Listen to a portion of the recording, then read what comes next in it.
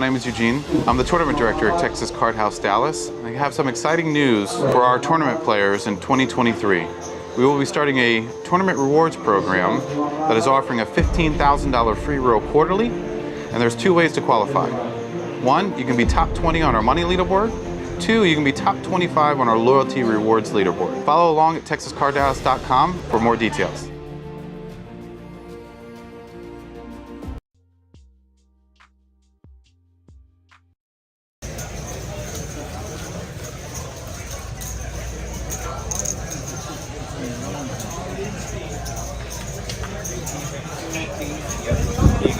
Thank you. No problem. Beautiful beat with red stack.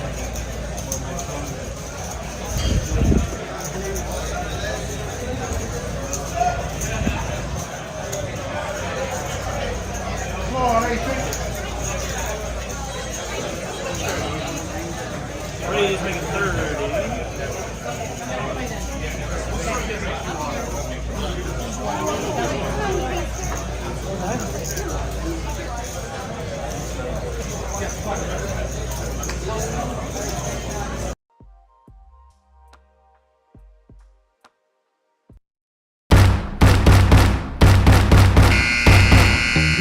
Your adrenaline is pumping. Over $20,000 is on the line. The clock is ticking. Buzzer beater bad beat has begun.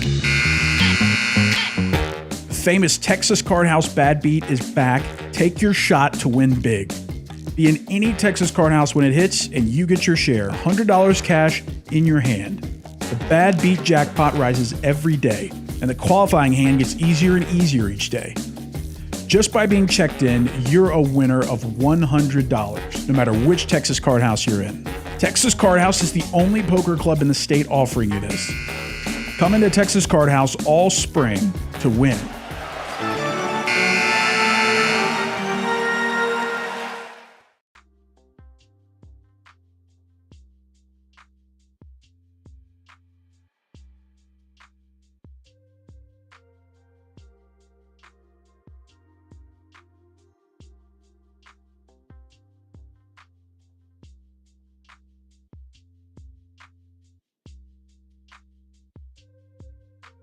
Fashionably late.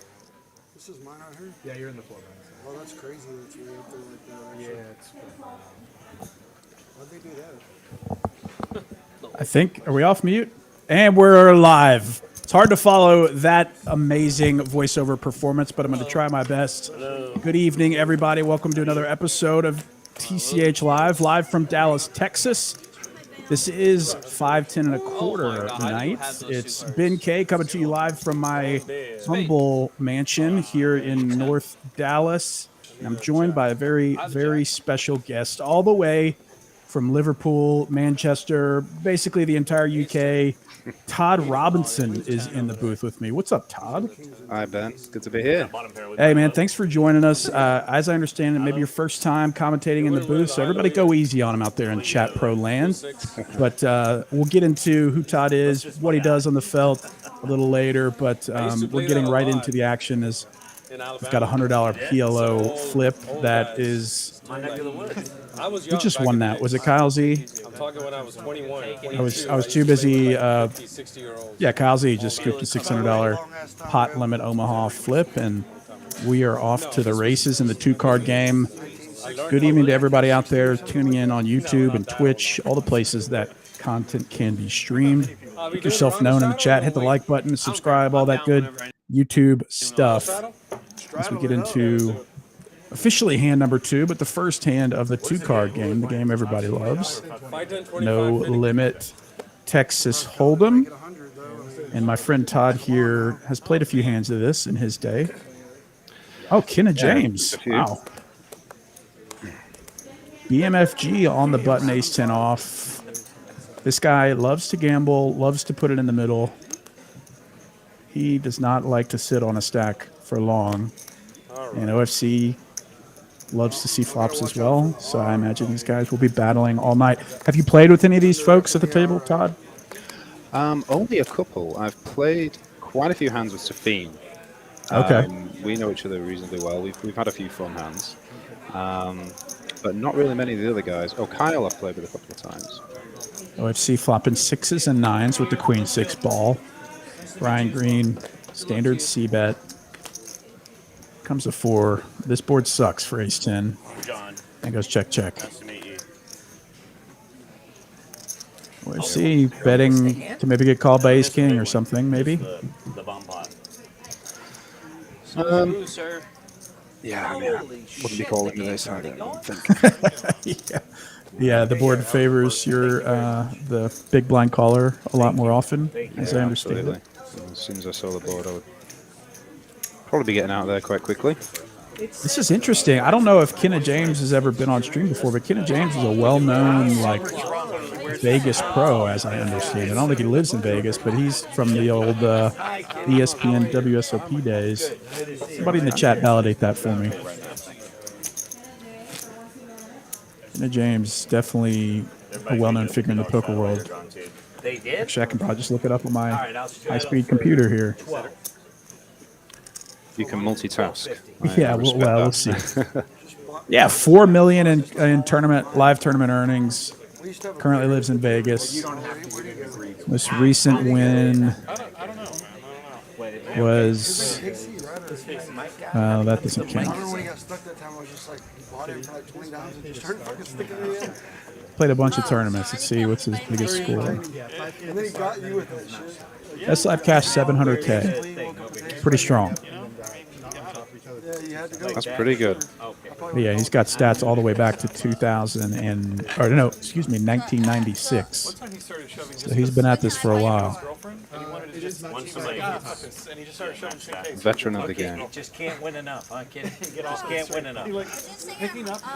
Got second in the Holy cow. 2005 Legends of Poker for 588K. Pretty strong.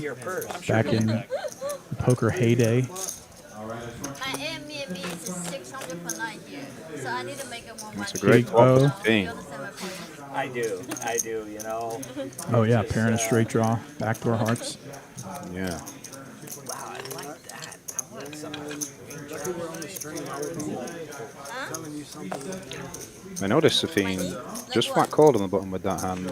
I've played with him quite a bit, and I know he's not above 3-betting with that hand on the button. So 9 would be very interesting river with Grizz being double gutted.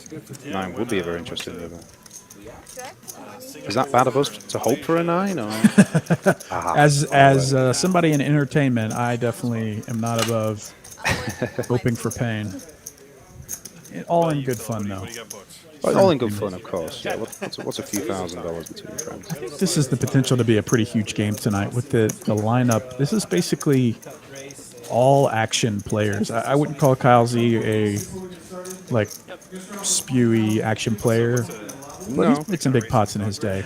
Well, he knows what he's doing, but he's not going to knit it up, is he? No, I don't think so. He'll be one of the tighter players, and it's yet to be seen how Ken James plays on stream. But Ryan Green, Safeen, OFC, RV Phil, all of these people love to mix it up. And Kitty, I think, generally plays higher than this, and so she might just be splashing around tonight too. We'll see. Now that I see Kenna James's face, I have actually played with him past couple of days in here. Oh, nice. 5 games. Yeah. You can tell he's very comfortable playing deep, Yeah. playing a big game. Yeah.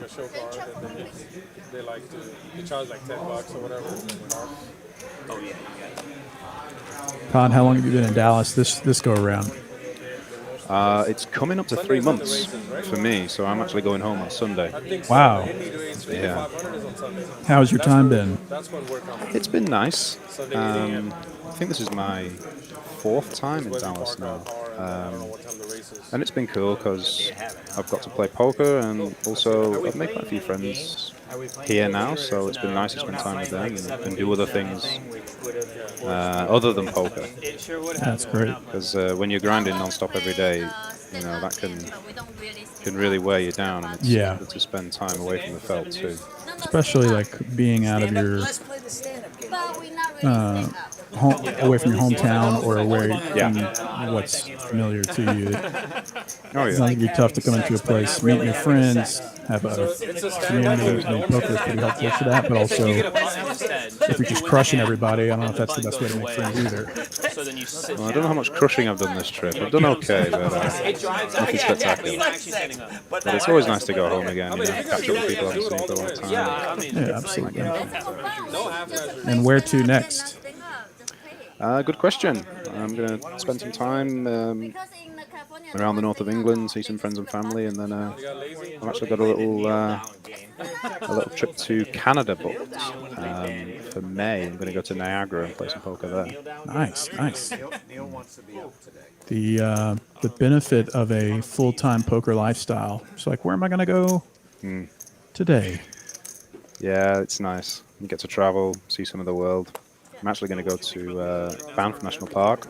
Oh, yeah. Play there, which looks spectacular. So poker's I've never a great been, way. but I've always seen photos. It looks amazing at Banff. Yeah, it really does. It's nice to be able to see some of the world and not just play poker, you know. 100%. So we got four-way action, I think, with Gariz still in the mix, the 6 deuce. Yeah, how's that happen? And that's Dallas for you. Well, I know 3 of those people aren't going to like that flop. Yeah. You can only really see one winner here, but, you know, who knows? Maybe, We've seen maybe crazier things. Yeah, maybe someone will feel a bit spicy. It's got like going on a 8 of diamonds on the turn gives Gariz some life, barely. On paper, it's some life. Bex might stab at it with the 2 threes. I mean, that's pretty impressive hardware what he's got going on right there. I gotta tell you. No? Well, I think it is a tournament. RB Phil not going anywhere. Second pair, straight draw, Tournament champion. button, aggressor. Yeah, I definitely like Phil's check on the flop. He doesn't want to get raised off his hand or anything like that, but the turn was not great for him. I feel like if Bex decides to fire again, well, never blocker. mind. So if someone goes, you can buy 10K. RB Phil's been doing this more often, the burn or river lead when he wants to set his own price, and it's going to get a fold out of Bex. Yeah, I feel like if Phil had checked there and Bex decided to fire again, it's difficult to call with a jack there. It needs to get that way. So the lead on the river worked out. Way to get rid of those 2 Absolutely. Kind of tame wins and losses so far, but we've got a lot of poker to be played tonight. Going to be live from 6 p.m. Central Time to 10 p.m. Central Time. I don't know if they told you that, Todd, though, but this is a 4-hour gig. It's a 4-hour gig? Oh, wow. Buckle up. So get some refreshments in. You're not used to sitting in one place for hours and hours at a time, are you? As a Thinking poker about pro? poker? Yeah. Thinking about poker, watching other people, judging their play. Well, this is fun. This is the first time I'm doing something like this, and getting to see all the whole cards makes the game a lot easier. So. Yeah, 100%. And it gives you a nice little perspective change on how maybe your opponents don't always have it. And sometimes Absolutely, it seems like yeah. they do. It feels so much different when you're in the spot. There's a lot of money when you win a tournament, though.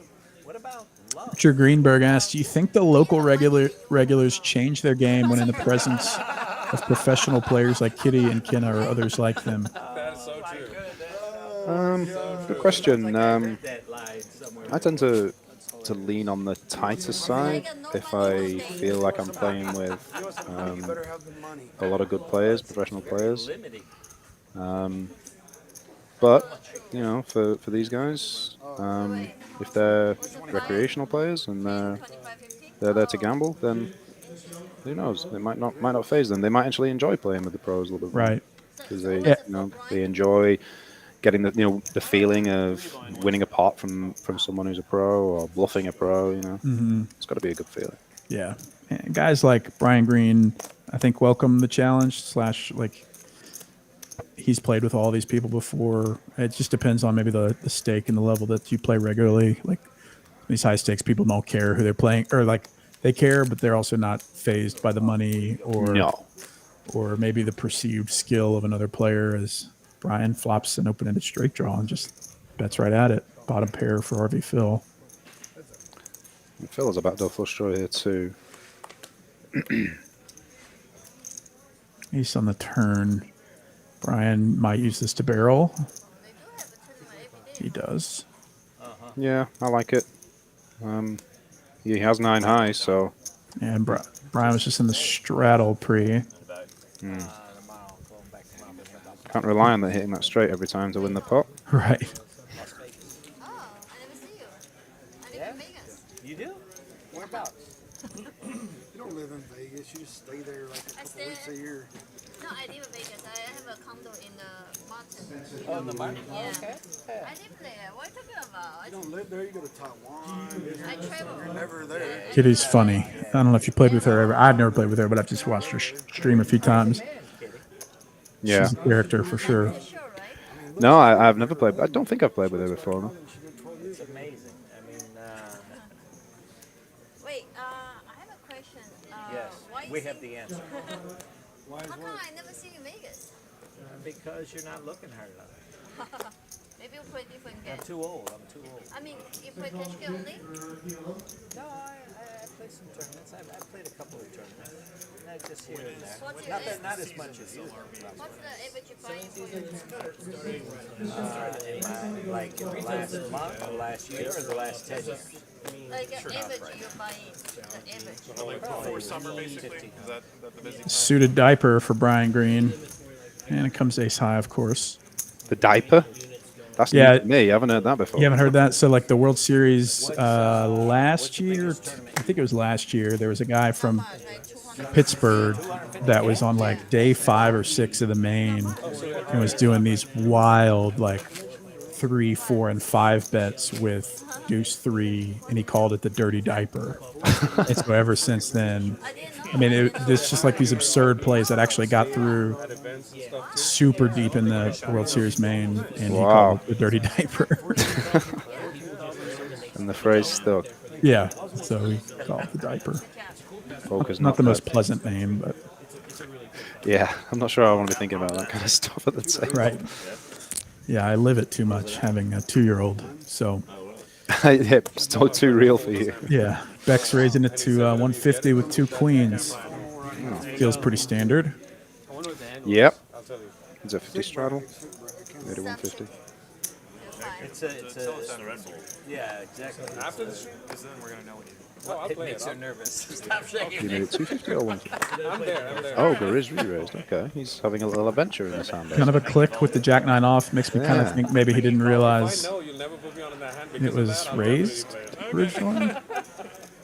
I just meant like, you know, if I know. we're in a fire. Be interesting to see what Bex will do with 2 cold callers. I'll be hoping to see Very little information you a can good size 4-bet here.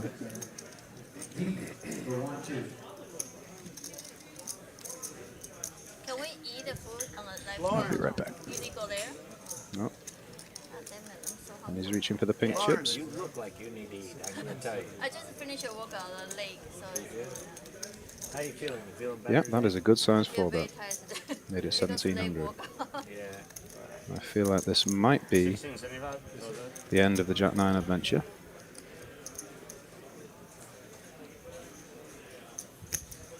What we say? Never raise the people. They never bluff. Okay? Yeah. And Kitty gets squeezed out with the 9-10 suited. You just come here for Which is the a life shame. for what? You don't care. I know I personally hate folding hands like that pre-flop. So much potential, but when you're priced out, You just apply here. not much you can do. Or you already. Bex takes it down. She left the coffee on you. I'll take some water. Good job, good job. Just ended yesterday. I busted at 4:30 yesterday, and we're here this morning. OFC. Yes, sir. You mind if I call you OFC? Absolutely All not. right. How about I this? never been in Mexico. It's good? First one, either one of us, with the pot over 2,500 takes I can take you to first dinner shot. there. I don't do shots. I'll do a drink. I don't think I like Mexican Oh, food. shot? I see they're already talking about doing shots. Drink some water. Mix. Oh, with water? And that should make the Oh, game gotcha. Like the Yeah, real. even more interesting. with scotch. Get and everyone water. drunk. Okay, gotcha. That always makes for a good game. I like it. I like it. Like, I don't like a tuna. I don't like a beef. I So 50 straddle on this hand. Of course, probably is pretty good. You guys will be rich. I know. But the problem is, I don't eat tuna and the beef. I eat got all kinds white of fish.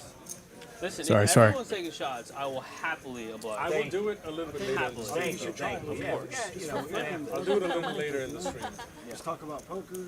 I need to find I out. think we put enough poker together. You brought your Belvedere, Chris? You never. RV Phil. I brought it, but it's in my. Flipping the ace-9.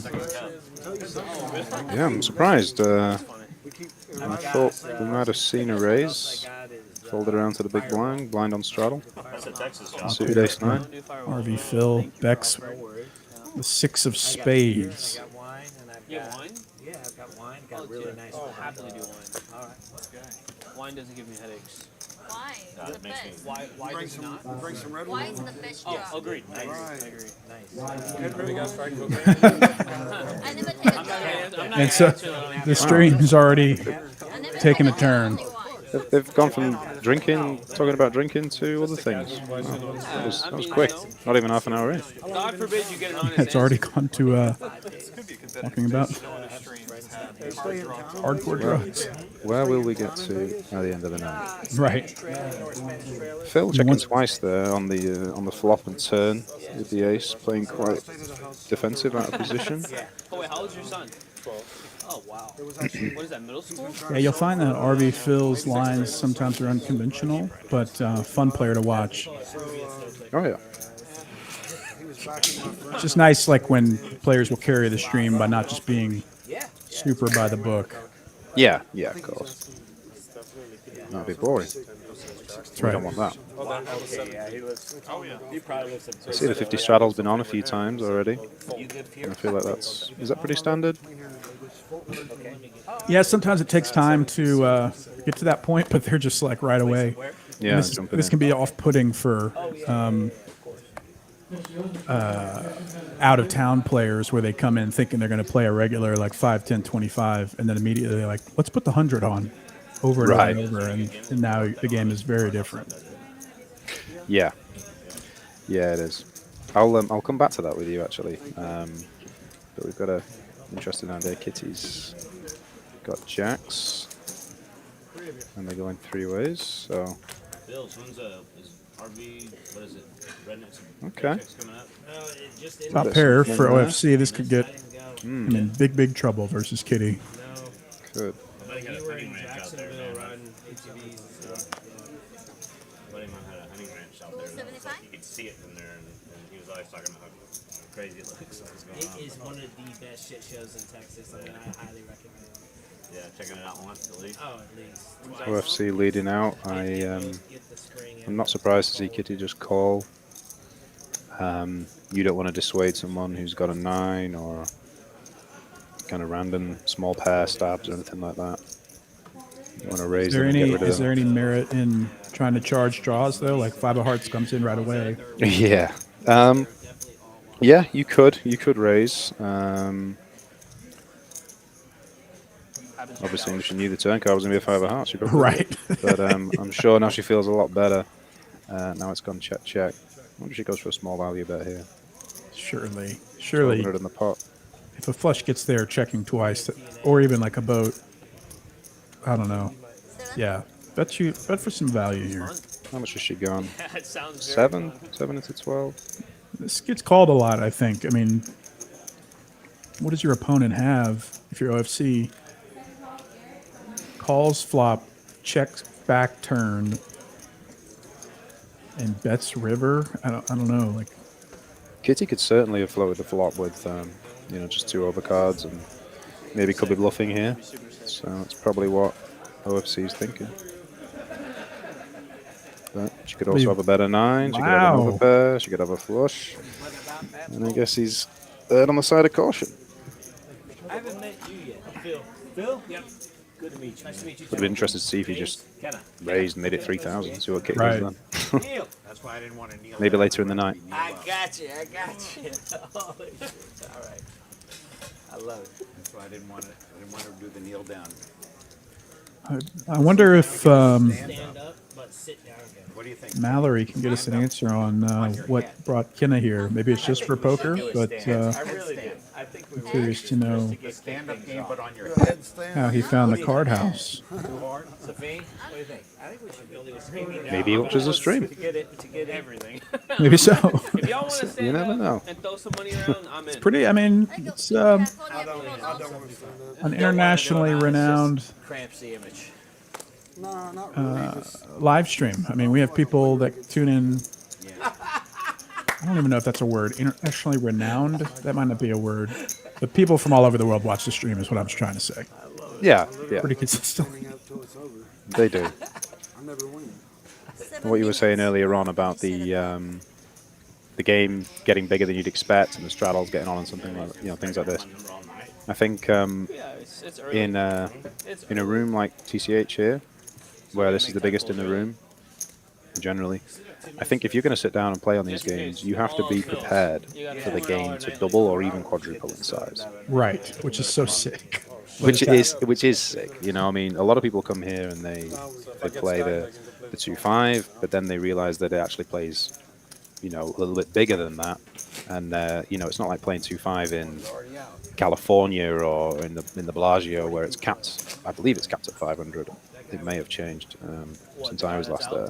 But when you can buy in deeper and people straddle, that makes the game a lot bigger. And all of a sudden, if you're playing out of your depth, you might start feeling the money pressure a little bit and start feeling out of your comfort zone. So, my general rule of thumb anytime I sit in a cash game is I have to be prepared for it to double or even quadruple. Oh, there's something you can do. And especially you just lose. in Dallas, you've probably experienced it at 2-5. The game does not play like the Bellagio 2-5. I think it's 1,500 cap now, maybe, but it's 15 at the 510, I believe, in Bellagio. Oh, maybe that's what I'm thinking of. So yeah, I've definitely experienced that at 2-5. I think anyone who plays online a lot and they're used to playing 100 big blinds, they'll think, okay, 2-5 game, we'll sit with 500. That's not going to get you very far in the you're short stacking, basically. And 2,500 is not going to get you all too far in this game, I don't think. If you look around at the stacks, most people I see buying in for 5 or more, and that's the start of the game. So once people start getting felted and the stacks start building up, people start adding on, it's going to be a lot bigger than 10, 25. I think in Barcelona. Yeah, Barcelona, because it's next to the beach. Which makes for great action. So if we pass, But you've just got to be prepared for that when you sit. Right, it's just like a bankroll management situation that, like on paper, you say you maybe roll for 2-5, but it really is dependent on the type of 2-5 game you're playing. Of course. So this is a 3-bet pot, is it? Yep. Anchor is with the King 4 in a dream. Some spicy hands in here, and no one's really going to love that flop. Look at Brian Green just floating with the nut low draw. He knows it's not high-low, right? Right, no. I mean, Brian, he loves to play these kind of hands where it's just like pure aggression winning in position, but not when you have a player behind you that also calls. That changes your game plan a bit with the ace-7 high. I honestly thought we might need some more cooler type hands to get this type of action, but you know what? This is not disappointing. That's a great card for Phil, by the way. That's giving him an open ender. Yeah, Brian Green hits the nut low, but this is not that game. And RV Phil picking up a ton, and Brian Green ripping it. First all-in of the night. Unbelievable. With ace high. Ace high. And RV Phil not immediately folding. No, he's going to have to straight draw. Do some maths, and see... math, as you say, in the States. Yeah, he's going to see if he's getting a good price. To draw it is straight. Maybe his ace is live if Brian just has a 10 or... He's just going to call it? Well, I guess he likes his price. Unbelievable. Ace-7 in the lead.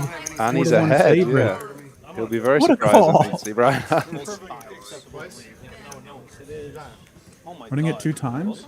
Let's see, are there any chops here? No, I think no. there's How no are we chop. having an $11,000 pot and a 7? Pair for RV Phil. A7 scoops? Yeah. Wow. Yeah, Brian was dead to a deuce there. Nice hand. There were no chops. Yeah, wow. Brian was dead to a deuce there. That's Welcome to Dallas, folks. If this is Welcome any to indication. Poker is alive and well. Look at that big smile. I love it. Good Getting no call. respect over here. Look at this beautiful. Yeah, right. Damn, Riz, what do you have? I needed that king. Was one of them. We can probably figure out what one of the other was. Wow. Didn't take long, did it, for us to have a... I mean, what is there to even Very interesting, man. analyze here? I mean, it's just a standard ace-deuce call in between 2 people, a donk shove on turn, and then a call with an open-ender and an over for stacks. Well, when Brian calls on the flop, obviously he's got backdoor hearts, and he's obviously got intentions in mind. If Grizz checked the turn, and Brian's thinking I'll call float the flop and try and bluff some turns if he thinks that the 10-6-5 doesn't help him, and that that would have worked if Grizz had nothing, which he did, but he didn't count on the call behind. Right. And I guess when he got the call behind and the turn card came, I guess he stuck to his plan, and but it did not work out, to say the least. Brian looks a little peeved. I mean, he's played much higher stakes than this, but it's always annoying when you see a player win with a hand that you can't even understand how they found a call in this spot. But yeah, Brian's probably thinking, A7? A7? Like, I had the right instinct. Like, he did have the right instincts. Yeah, against most people, that just gets a fold. My ace deuce is good. Right. I think it's weekly 3 times that I go all in when I'm sleeping. Yeah. And Phil calls me and I like it. But Brian's the type that will lose a brutal hand and Hand delivered. will double up right after. We'll see. His Kitty with Queen 9 suited raises it to 200. Oh, the shots are out already. I see. Here we go. We're equal opportunity. Do we even need them if we're getting all in and calls? I don't know. Matter of fact, What are they going to have if they have a couple of shots when they get it all in next time? King eye? Queen eye? anybody remember that? Or are you guys too young? He's too young. I have no idea what you're talking Kitty about. takes it down. Grizz didn't fancy the 7-3 suited. I think all these guys are too young, but we're probably going to do a Pepsi challenge. It was a blind taste test that I have one of Pepsi each, did all huh? over the country. Oh. RV Phil having a night for himself so far, winning 7,000 on that pretty interesting pot. Yeah. And Brian losing half a stack so far. I don't know what we should do this on this table. That's the only thing. So did you get any opportunities to see the city at all or eat any good food while you were in Dallas? Or do you care about doing any Oh of yeah. that kind of stuff? Oh yeah, I'm quite a foodie, yeah. So the first time I was here, I asked around for some recommendations for restaurants. They have some great restaurants in Dallas. Oh yeah. Lots of different types of food. I especially like the barbecue in Texas. I mean, that's a mainstay, isn't it, of Texas food. So Terry Black's Oh yeah. barbecue, Deep Ellum, very nice. The Pecan Lodge, Usually most of them are both very nice. And then actually, I agree. I'd never really had tacos before I first came to Texas. Wow. Not really a big thing in England. Now, that must sound strange to you, I know, but in England it's not really a big thing. Did you enjoy them? Oh, I love tacos. Tacos every day, yeah, 100%. I like the authentic ones, and I like the the kind of new crazy ones like Velvet Taco. Oh yeah. Very good. Lots of different flavors, interesting like flavors, a lot of different types of cuisine put into a taco. Yeah, absolutely. yeah. You should great start a selection taco of those. place back in your hometown. There might Probably- be a gap in the market for that, to be fair. Yeah, if you truly haven't had a taco since you until you came to Texas, that might be an opportunity for There you. might well be a gap in the market. I'm actually And gonna I think, do that instead. let's see. Yeah, Safeen, take that down pretty easily. I If would you love check to. twice to Safeen, he's gonna bet. He's gonna punish you. Yeah, he loves to. I mean, if you give him the opportunity, he's going to try at least once. Oh yeah. I would love to. I mean, I'm just kind of jealous you got to experience tacos at an age where you could remember. It was nice. It was a good experience. Yeah, for sure. Oh, you already got it? Yeah, yeah. Brad? Well, let's talk about tacos now. You make me hungry. Sitting down like, hey guys, have you ever heard of these things called tacos? And they're like, you need to get out. You need to get Well, out you of know, here. like you said, you know, you get people listening all over the world. Maybe they don't know. That's right.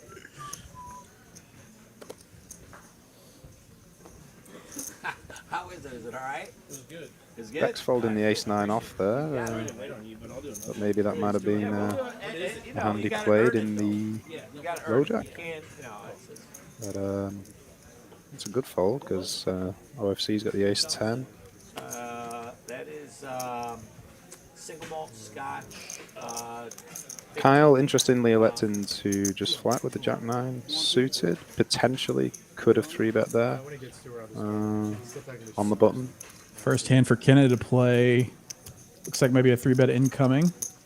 1,000 straight. A small blind with the queen.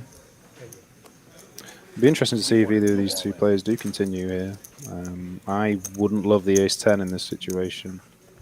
Not off suit. Yeah. Kyle, discipline fold. Those suited connecting one gapper hands can be very tempting and look very pretty, especially on the button. But they can also get you into trouble. You can make a lot, but they can also get you into trouble. And Kyle erring on the side of caution there. Yeah, I think maybe further on in the night, Kyle might decide to come along, depending on later on in the night, it might be interesting to see if he 3-bets that spot. Right. I think the cutoff Kyle's open. trying to feel it out. Yeah. Yeah, Kyle's just kind of taking the small blind 3-bet at face value until proven otherwise. Queen 10 suited open in the cutoff. Love it. Love these hands. Yeah, it's a fun hand. Yeah. Vulnerable, but if you can see a single raise pot. Now this hand I love even more, the Queen Jack suited. Yeah. And another spot where Brian could have gone for the 3-bet, decided to go for the call. And this is an interesting flop. We might have Very some fireworks interesting. here. Pairs for Kyle, Safeen. Double gutter, or however you want to look at it. Open ender for Brian with 2 overs. Yeah, Brian will like this flop for sure. And top pair for Kyle. And he's the original raiser in position. Backdoor flush draw for Kyle. Oh, unlucky Safeen. Folding the 9 on the flop.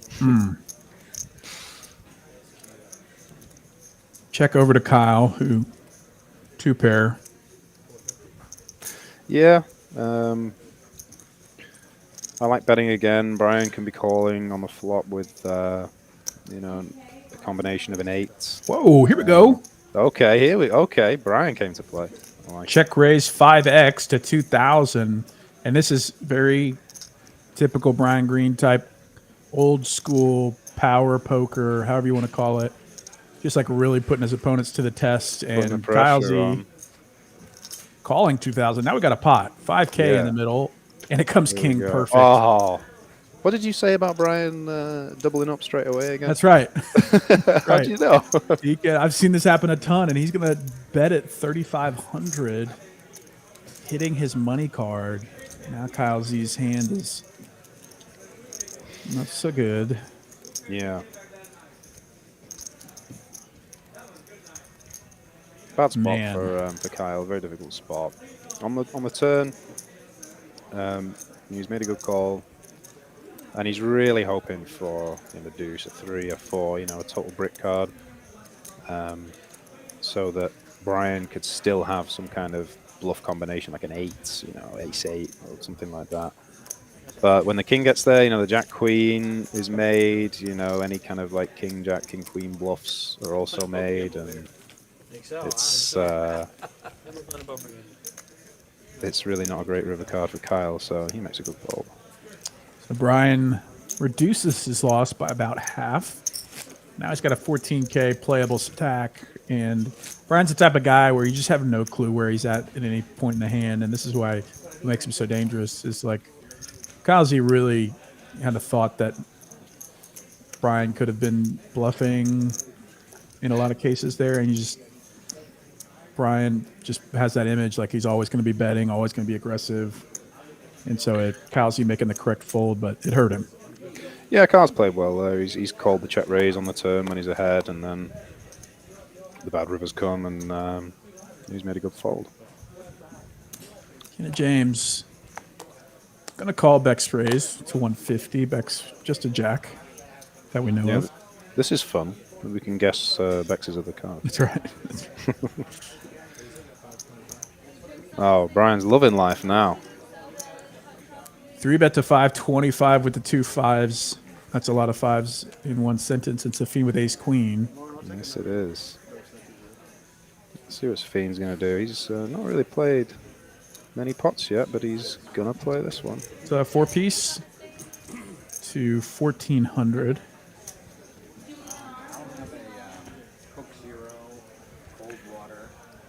I guess he's tuned into the fact that Brian can play a lot of hands and be aggressive in a lot of different situations, and he's said, I've got the ace-queen, and I'm not going to let you steal this pot. I'm going to steal it instead. Kev Boz, fellow jarhead in the mix. Is that Kirby and Todd I hear on the mic tonight? Loud and clear. Lima Charlie, that is who you hear tonight. Dealer Kev, Ben K, Todd from the UK, coming to you live from TCH Dallas. Todd is physically at TCH Dallas. I'm in my super secret man cave somewhere in the North Dallas area. Thanks to everyone joining us. Make sure you hit the like button, not just to support our UK brethren hopping in the booth for the first time. I'm all alone. First time in the booth, I'm all alone. It's a trial by fire. Just, all right, bud, go handle it yourself. But I'm not alone in spirit, so. That's right.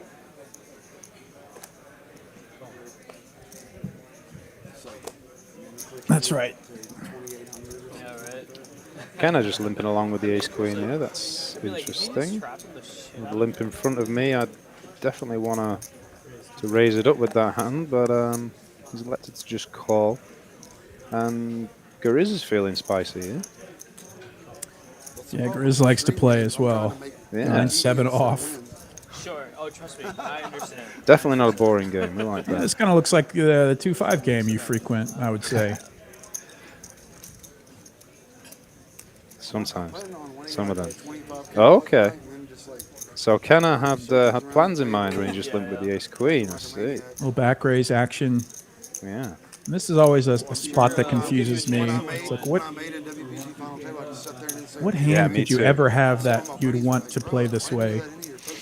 I'm the same as you. When I see someone back raise that, I never really know, because if you have a premium, you're just really like gambling on the fact that someone behind you is going to do something. And maybe if you have a pulse on how the game's playing, then maybe you could do that profitably. But it just seems like, well, achieve the same, if not more, by raising yourself. But look at this. You got a 4-way 3-bet pot. And Gariz is actually probably likes the flop the most out of anyone else. The open-ender. And they're going to continue 600. He knows that this board doesn't favor him, but he's not going to check give up. Wow, really? That's not good. Well, he's 600. Not going to give up, but another player who's not going to give up is definitely Gariz with the open-ender. When you get involved in a 3-bet pot with 9-7, you flop an open-ender. Yeah, almost getting 7-1 with an open-ender. You love to see it. It'll be interesting to see if he decides to raise here. Maybe he's on 1 or something. Yeah, because at a minimum you thin the field. You can't imagine like both other players connected with this as well. So maybe Yeah. he Okay, just just calling. calls. He's in a situation where calling is okay too, because by calling, you're just taking advantage of getting a good price. Like you say, he was getting, was it 6 to 1, 7 to 1? Almost 7, I think. Almost 7 to 1. For the stream, bro, don't worry. Okay, makes a pair. I'm already going to be in trouble. He was getting almost 7 to 1. So by calling that bet, you're not making a mistake. You're taking advantage of a good price. But you know, there's also an argument for raising and putting the pressure on, which now he's at a pair. Yeah, I see he's. Now he's feeling it. Now he's walking up. Them blocking off the front 9 spaces in front of the building and putting a cone there for you. For stream people? Yeah. I actually But like if they it. do that in exchange, will you I don't see Kenneth. No, I don't see him continuing here. He turned a gut shot, but 3 diamonds out there. License plate and stuff. Yeah. He can never really continue. Pretty nice size pot for Grizz with the 9-7 offer. A very nice pot with a 9-7. 3,200. Well, if you don't want to, you just don't have. You don't use the space. That's funny. I think we should also point out that the 9-3 and the King Deuce were in that 3-bet pot there. That's right. That's right. The 9-3 connected on the turn. Come on down to Dallas. Yeah, we got good games here. We've got almost 30 tables that are full most days and nights, and you can get in on the action too. I mean, this is how all the games typically are. Pretty loose, multi-way. The 1-2 is capped at 500 buy-in, so it doesn't play as deep until the night progresses. But 2-5 and higher, generally you can play deep stack poker and multi-way pots.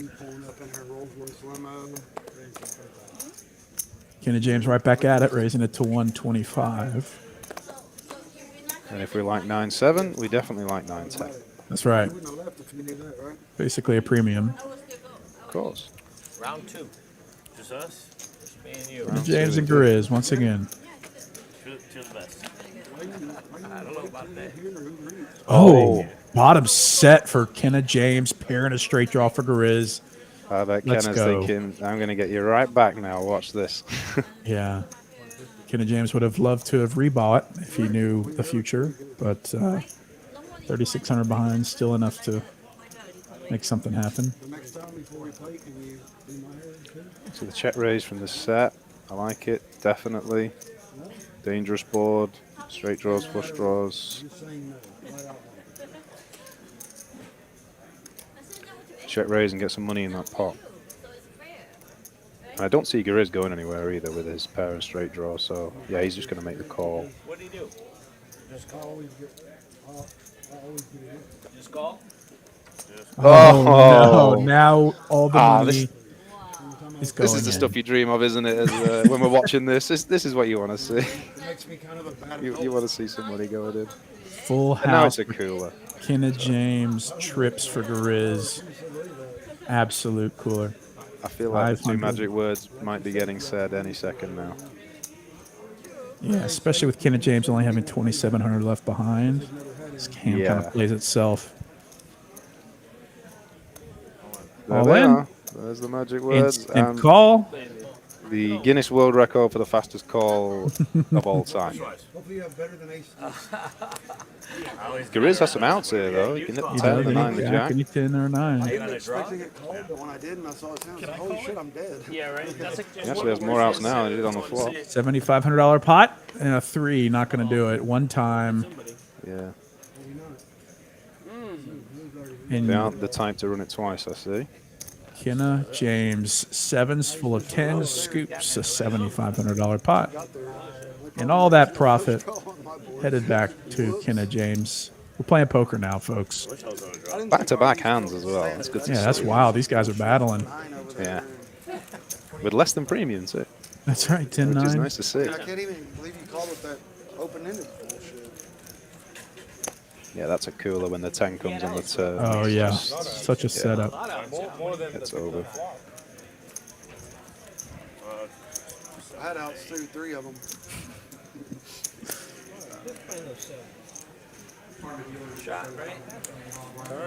And time for another shot, Kenna says, with his 15-year single malt scotch. From a styrofoam cup, it looks like, actually. Nobody wants to drink 15-year-old scotch out of a styrofoam cup, do they? Desperate times call for styrofoam measures, I guess. There's master whiskey distillers just turning in their grave. Yes, it's sacrilege. What's your drink of choice, Ben? I like scotch. Bourbon is probably my favorite. I don't know much about scotch. I just know I like it whenever I drink it. I'm just not willing to pay for it. That's a good idea, actually. What about you? I like a cognac. Cognac, okay. Yeah. I like a nice brandy, and then cocktails. I like rum, vodka, and cocktails. Yeah, brandy is nice. It's something I never order, but the few times I have had it, it's always like, oh, this is great.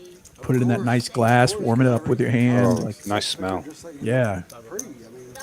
Look at all these premiums too. Ace King for 2, Ace Queen for Brian. I know. We've had a few hands where they've been playing the King Deuce 9-3 and all this stuff, and now all of a sudden they've all got premiums. So this will be interesting. So raise and a re-raise from RV Phil. Kenneth James calls in between, and Brian Green with Ace Queen suited. We'll see. I'll be surprised if we don't see a 4-bet. Okay, there it is. With 2 Ace Kings and an Ace Queen suited, you would think we'd probably see a 4-bet. But oh, rip it and ship it for these guys RV came to Phil. play. And now Kenneth James is like, okay. A little over a quarter million. Looks like I'm trying to give like a third of it back out here. Time to come get it back. I think it's a wise. I mean, I feel like I would probably fold in that spot too. You just can't imagine you're ahead of a 4-better and an instant caller. For I feel like the way, the order in which you're sat in situations like this. Come on, let's go! $22,000 pot. Ace Queen versus Ace King. Brian Green is suited. Kui Win says, "Who's the co-commentator, Mr. Kirby? Great job." It's my esteemed co-host Todd Robinson from the UK. First time ever. He's doing a great job. One time Max Payne 22K. 10-10-7. A couple of chops Jack. here. Oh, now they've swapped out. Oh. Take off the glasses and look, Oh, look at it like, you know. Like, Oh, they're going twice? Are they doing twice? I thought they said one time. My bad. Who knows what either of these guys have? It's like no First way. board for Again, RV shot Phil. potential here. He needs a jack or a deuce. Ace King. Ace King's good for the lot. Chop it up. Oh no. Wow. Oh my god. Wow. The king plays. So Phil's now felted Brian twice. Ship 'em, baby. I feel like Phil might be off Brian's Christmas card list. Yeah, felting a player twice is a rare feeling, especially for this amount. I mean, $22,000 pot in RV Phil handily within the first hour has felted Brian Green twice. It's kind of a cooler though. I mean, when the straddle's on and there's 3 bets and 4 bets, you know, an Ace Queen suited. You're right. Essential. They both have big balls. I just thought I was going to be lucky with you sitting next to me. I knew you had something like Ace King. Maybe another round of shots is in order. That's right. Yeah, I think RV Phil's going to be feeling another round of 15-year styrofoam scotch shots. Cocktails. Do you have a philosophy about consumption at the poker tables as a poker pro? I try not to drink when I play for obvious reasons. You know, I want to be sharp. I want to be thinking clearly. But if I find myself on a good game, a good action game, like this lineup right here, for instance, if I was on the table, I would drink for sure. Because I'm the type of player who I like to be involved in the game. You know, I don't just want to sit there and knit it up and not talk. And you know, I like to be involved. I like to joke around. And if people are drinking, you know, I like to join in. And Yeah, love it. Well, moderation, you know, a little balance. Moderation, yeah. I don't Yeah, want to it's a tough look to just be a hoodie wearing knit. You know, you can wear a hoodie and you can be a knit, but you can't do both. in my Damn eyes. it. What's up? He knows I'm wearing a hoodie right now. So. Wow, I can't even get lucky on one board. Man, and Brian Green right away pulls out 2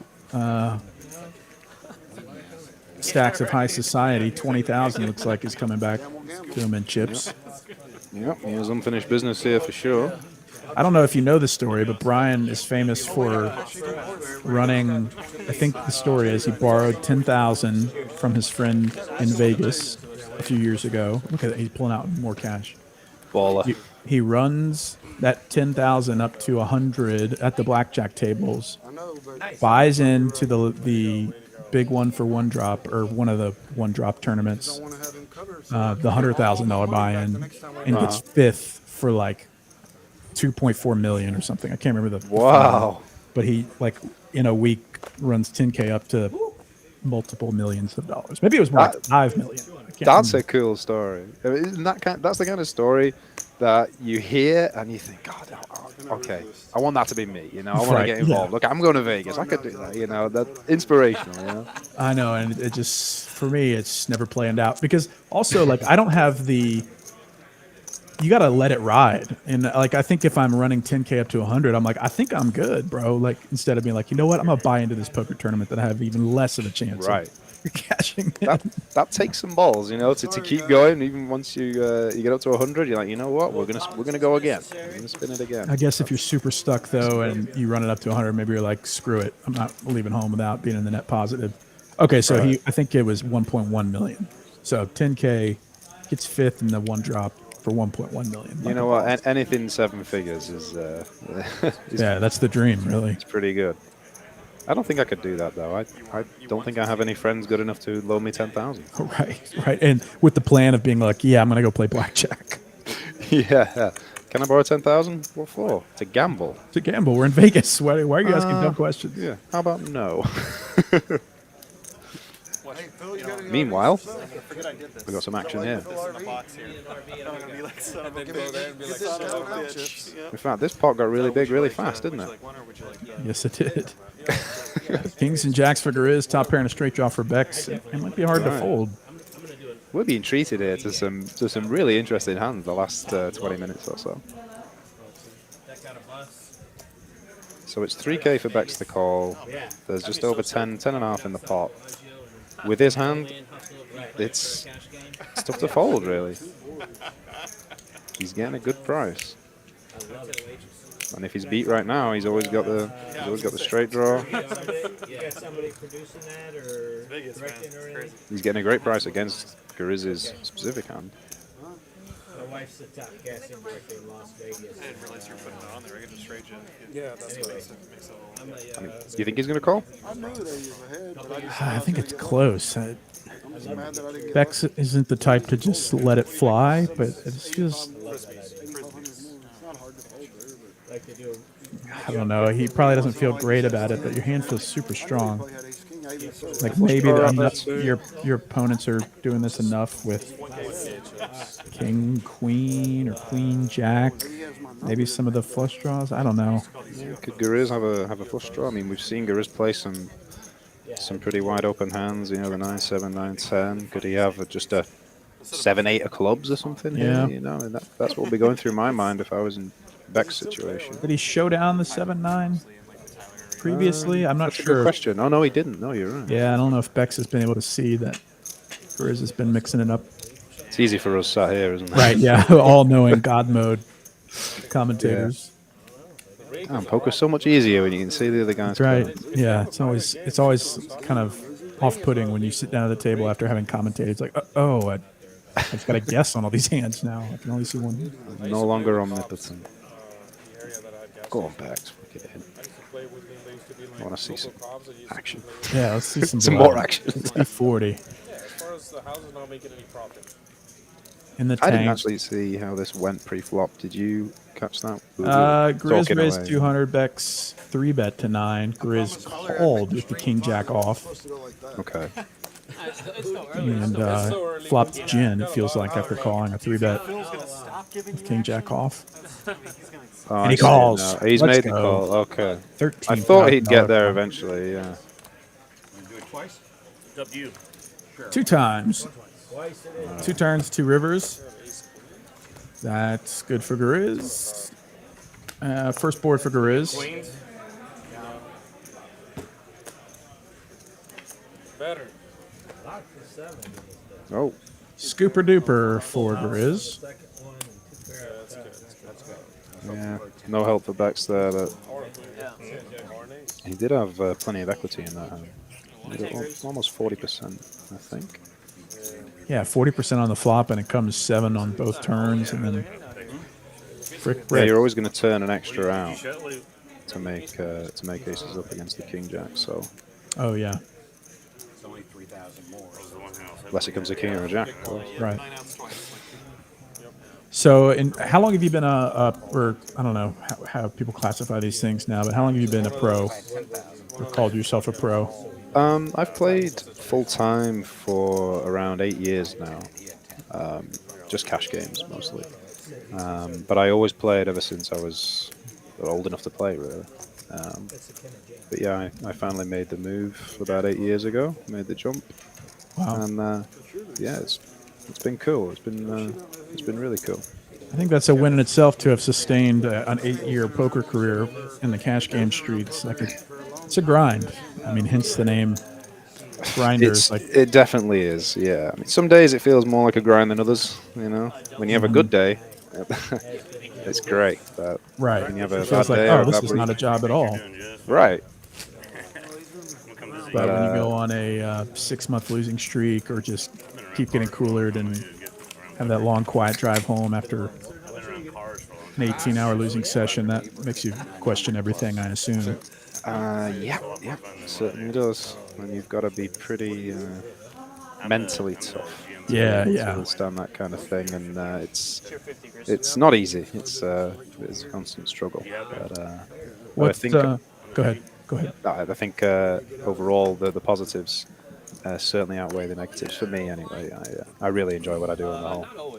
Yeah, there are very few professions that truly give you that amount of flexibility, where it's just up to you on when you want to work and play, and how high you want to go, who your competition is, all that kind of stuff. It's pretty interesting, but I'd be curious to know how you've sustained it over 8 years. Like, have you engaged a coach? Are you doing the solvers? Like, what does practice and preparation look like for you, or is it just playing?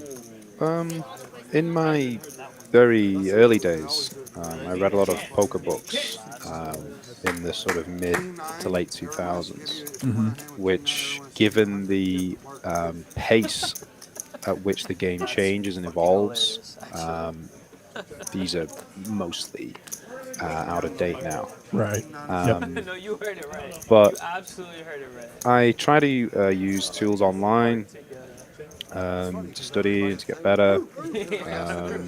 I think that if you want to make a living at this and you want to sustain yourself over a long period of time, you do have to put in some work away from the table.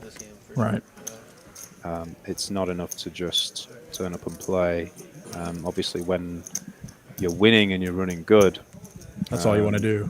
Yeah, that's all you want to do. But you're going to get that validation. You think, well, I'm winning, so I must be doing the right things. But when you start to go on a downswing, you really have to take an honest look and look in depth at some of the hands that you're losing and the way that you're playing, your outlook, and ask yourself some really tough questions and be honest with yourself and put some effort into making better. You've got to have some discipline to play this. Yeah, what do you think's contributed the most, or like where did you see the most return on your investment in terms of off the table work and preparation? Was it online, like training sites, or what? Yeah, I've engaged with a couple of training sites and a couple of different tools. Upswing was pretty good for a while, and then some of the solvers are very, very good tools for analyzing hands, like Pile Solver and things like that. But it's not just about analyzing hands in a vacuum at home. You have to practice applying that. So, you know, you can memorize strategy and things like this, but actually putting it into practice at the table and applying it, that's another skill set, I think, in itself, and being able to choose the right games to play, you know, the right amounts to buy in for, and things like this. And that's the sort of the people aspect of poker, which I'm really glad is still a thing. Right. You know?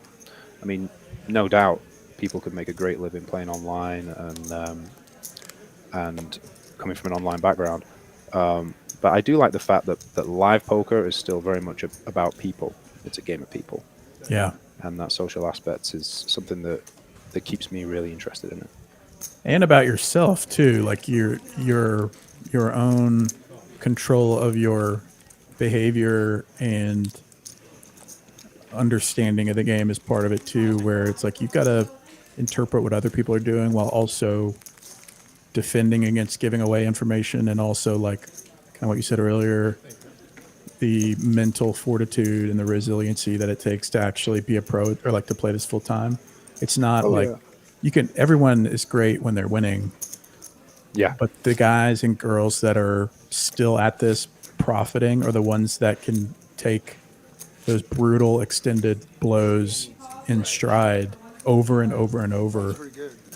Kind of like, I mean, a vacuum example is like Kyle Z folding that huge pot after having called a big bet on turn. It's like he knows that making that fold is part of being profitable in poker. And he's just on to the next one. A lot of people aren't good at that. I'm not really good at that, which is why I prefer to play limit, where I've got limited decisions.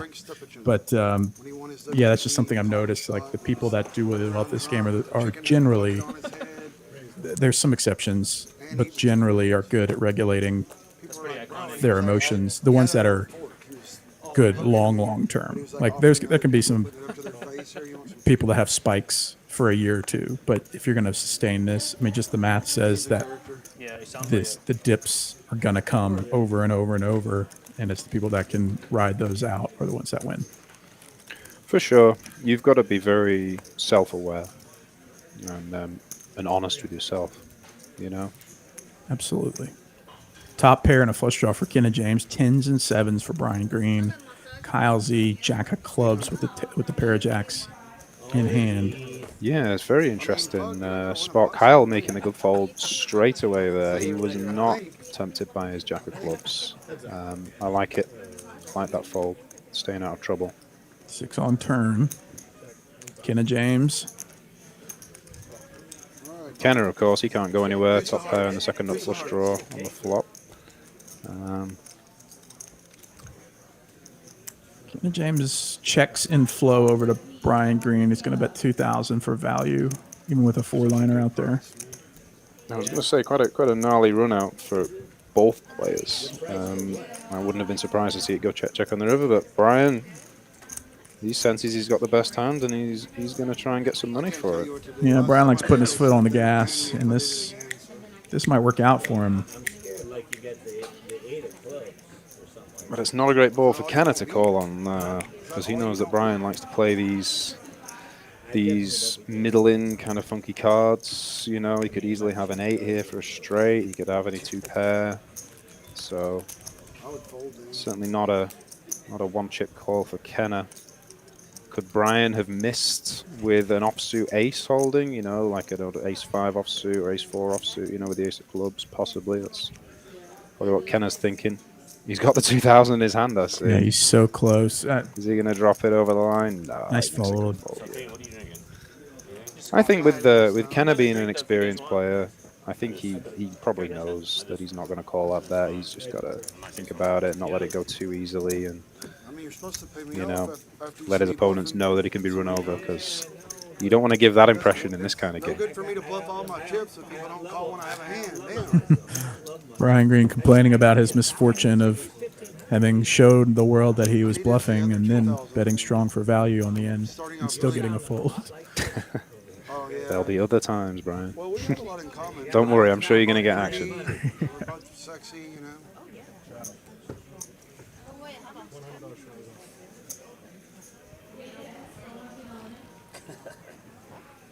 Don't worry about killing me. Just punish me. Punish me, wow. Kitty. $100 straddle is on. The game has escalated again. OFC deuce 4 suited to 250. Arr, arr.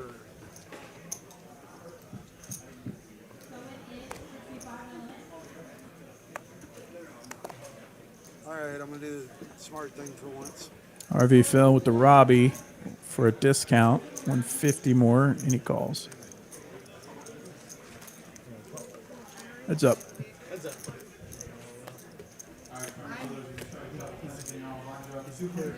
Queen 10-6, 2 clubs. RV Phil checks. OFC. If I lose 50 tonight, can I borrow some money? So are you staying in Dallas, or where did you end up staying? Yeah. 6%. 9 of clubs on turn gives RV Phil an open ender. 275. We did our retail leadership conference out in Atlanta. We had because God, how do I blast off in this little bitty game like that? we're staying down on the strip. So I haven't actually stayed there. There's my board right there. But it was nice. Put us on the third floor. 9 pairs of board. Jack high still best. OFC with 4 high. Probably feels like he's got to bet because a 4 playing the board is never good here. Bets and takes it down. They must be afraid they're gonna break. Because every time I see you get a massage, you're always like stronger, stronger. That's a stick. Only go Thai massage and do sheep people. Like my back. 6 hands 25 years ago, I'm 47, but Always so do. looking down there, I'm like, George Wooddock says, hello, chat. Good vibes. Great vibes back to you, George. Thanks for joining us, and everyone out there. If you got any questions, comments in the chat, make sure you put them in there. We'll do our best to check them out. The best way to get your chat read is by submitting a super chat. Not required, always appreciated. Goes to the production team and the commentators. Also, make sure you subscribe to the stream. Hit that like button. so it was on a Monday. It was 10,500. They ended up having, I think, 93 entrants. And when they got down to 2 tables, I was actually playing 2-5 at the table beside, and I turned around, there's Toronto. He was like a big chip lead. And, King, king, queen. Safeen, of course, with queen 6 in the lead with a pair of queens. Quick call. Maybe a timing tell. RV Phil with the deuces. I guess first place was 307. Comes along as well. And then it kind of went down from there. 10 of clubs on turn. Yeah. Nobody's like, why do you just play it? I'm not a big tournament player. But I should have done it. Have you played with like Daniel and Phil and all that back in the day? I thought so. Yeah, those games got pretty ridiculous. Tournament or cash? I heard Daniel said he lost so much, and then he finally got a pro to train him. Some DGen stories starting to happen. Trying to listen in. Oh, I love that at the poker table. It's one of my favorite things about it. I have no idea. You never know who you're going to meet, what stories are going to get told at the table. Especially guys like Kenna that have been around since the poker boom.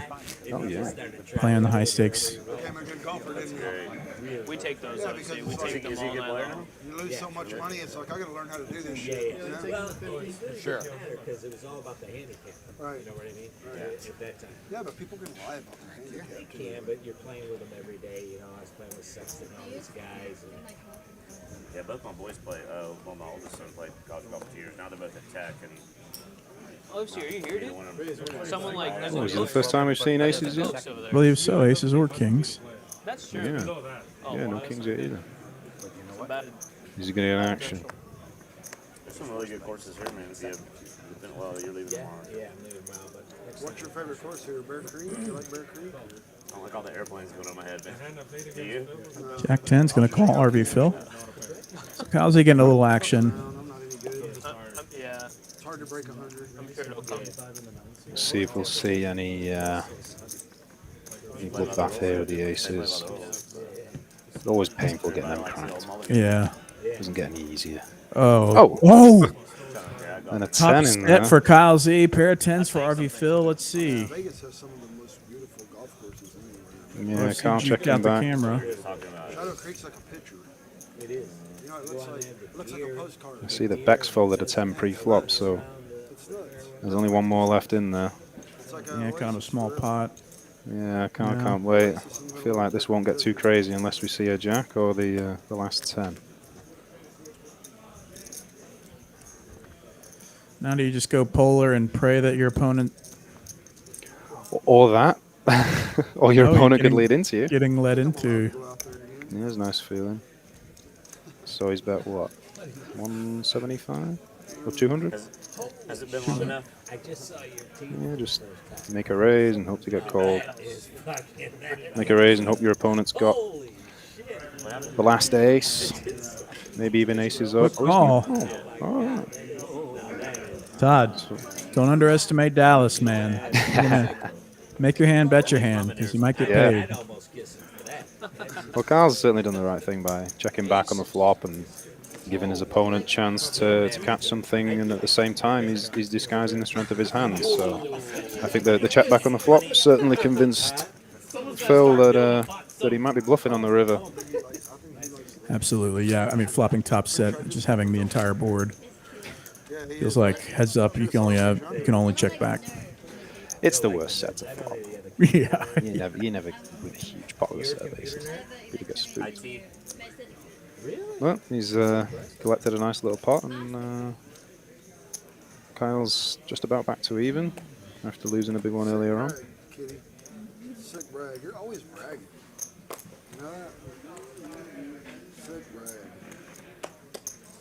Here it is with single 10. Yeah, play. This is 150. Play that. Oh, great, we get another opportunity to guess the second card. Brian right away 3-betting the Jack-7 suited. I think Brian must be trying to punish certain players. I mean, that's the only way I'm going to get my money back. And he's stuck a little bit, so he's not really trying to play tight. Wants to play pots in position. And Phil with the ace-3 off. He's in cold call. He's the only one with an ace, so an ace does flop. Yeah, it's tough when you got Phil on your left calling when you're 3-betting light a little bit. That's true. It's a couple of times it's happened now where Brian's got a little frisky and Phil's right in there behind him saying, hey, I play loose as well. King high board, got spades. This feels like a slam dunk continue.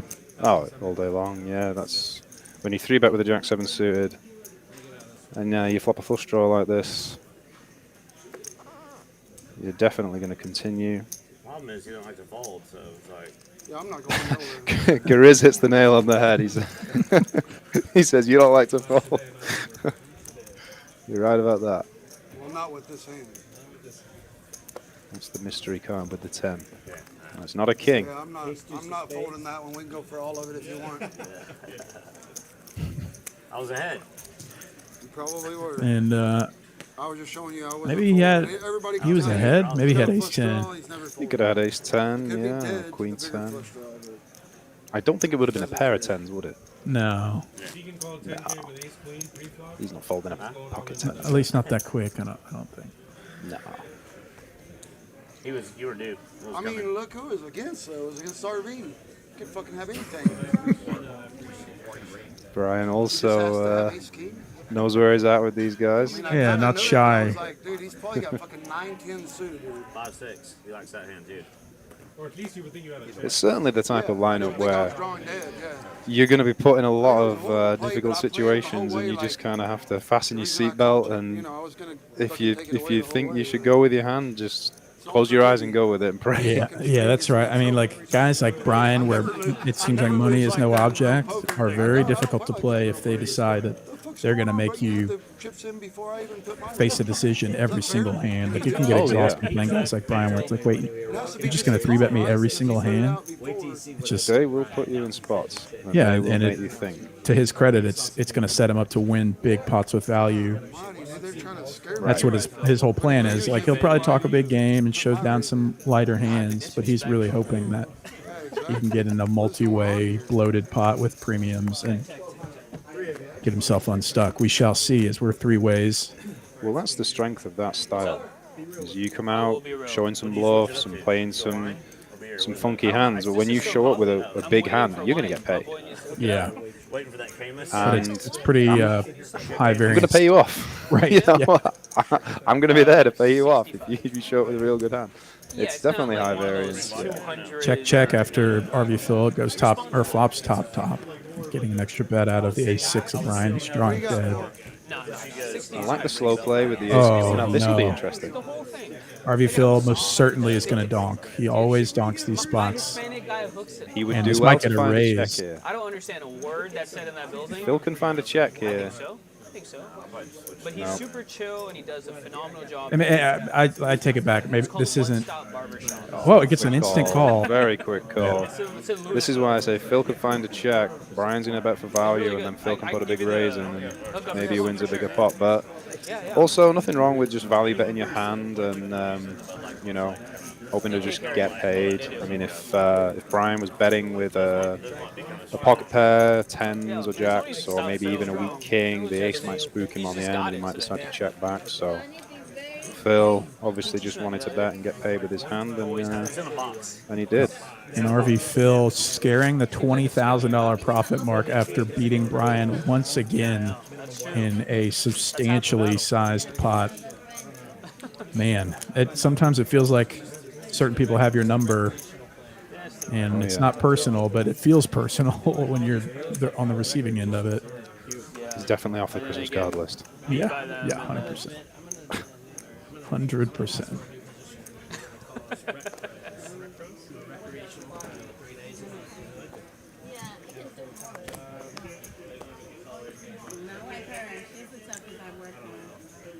Bex ace jack in the small blind. Yep, nice hand to find when it's folded around to your small blind. Kyle not. That's what makes this side that much better, though. You know? The big blind, excuse me, not the straddle. The other side. I prefer this one instead. Kenna James feels like a fine continue. Uh-oh. Now comes top pair, and this is when King Jack sucks. We keep getting these setup flops here. This is great to watch, isn't it? Yeah. These It's action way more flops. fun when it's like this versus raise fold. Yeah. Fold. This could go 3 streets. I mean, Bex could just bet here, and Kenna's kind of got a call down, you know, on the board like that. If Bex had missed the flop, he could be carrying on. Kenna's going to have a hard time laying this down. He's going to click it to 1,500. Okay, well, that's interesting. I think Kenna probably feels like his blind versus blind, it's hard for Bex to have much. It is hard for him to have King Jack beat, but he does. Value owning yourself a bit. Oh, wow, no way. How did we find the Rivers jack? trips, let's go. God. 4,600 effective. How does this not all go in? There's a 4K in the pot and 46. Oh. Is he going to bet small? He's going to bet super small. Because he's thinking Bex can't have the other jack. He's just going to have a pocket pair, and he's betting small. He wants to get paid, but is Bex going to find the all-in? Bex's body language is either... Oh, yeah. What is it, 1,000? Is he going Can't to tell if find his the body all-in or just a language is call? real or not. What a great river. Yeah, maybe it's a Hollywood. And he's going to rip it. There's the all-in, yeah. Kenna's going to be hard to find a fold, but he knows that this is basically never a bluff. It's never a bluff. Kenna probably feels like he's been set up here. So where's the TV? Where's the TV cameras? Practical joke cameras. Kenna, especially with the speech or like the body language, then the shove. This is usually strength. Kenna knows that, but how do I get into the mind of Kenner right now without using any swear words? Right. Right. Pretty hard. How does that Jack He come on the calls. river? He's called. Yeah, that was going to be really, really hard to lay down, and he's going to feel sick when he sees Beck's hand. Because that Jack coming on the end is a real cooler. That is such a cooler. Blind versus blind comes a perfect river Jack for a $13,000 pot. That is a over real to Mr. cooler. Bex. Wow. Very unlucky for Kenner. Very unlucky. But very entertaining. Very entertaining, yeah.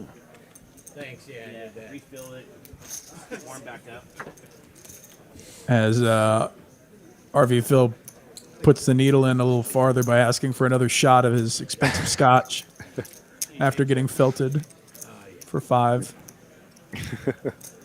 Yeah, I know you just lost $5,000, but do you mind if I have a Can I get another drink of your scotch? $50 shot of your scotch? God, it reminds me of a time I just lost a really big. I was playing in here last year. I just lost a really big pot. I've been felted. And one of my friends, at the exact moment the dealer was pushing the chips across the felt, I do. my friend comes over and he says, "I've got no cash on me. Have you got $1 for me to tip the waitress?" No, I literally don't. I said, "No, I don't have a bleeping dollar.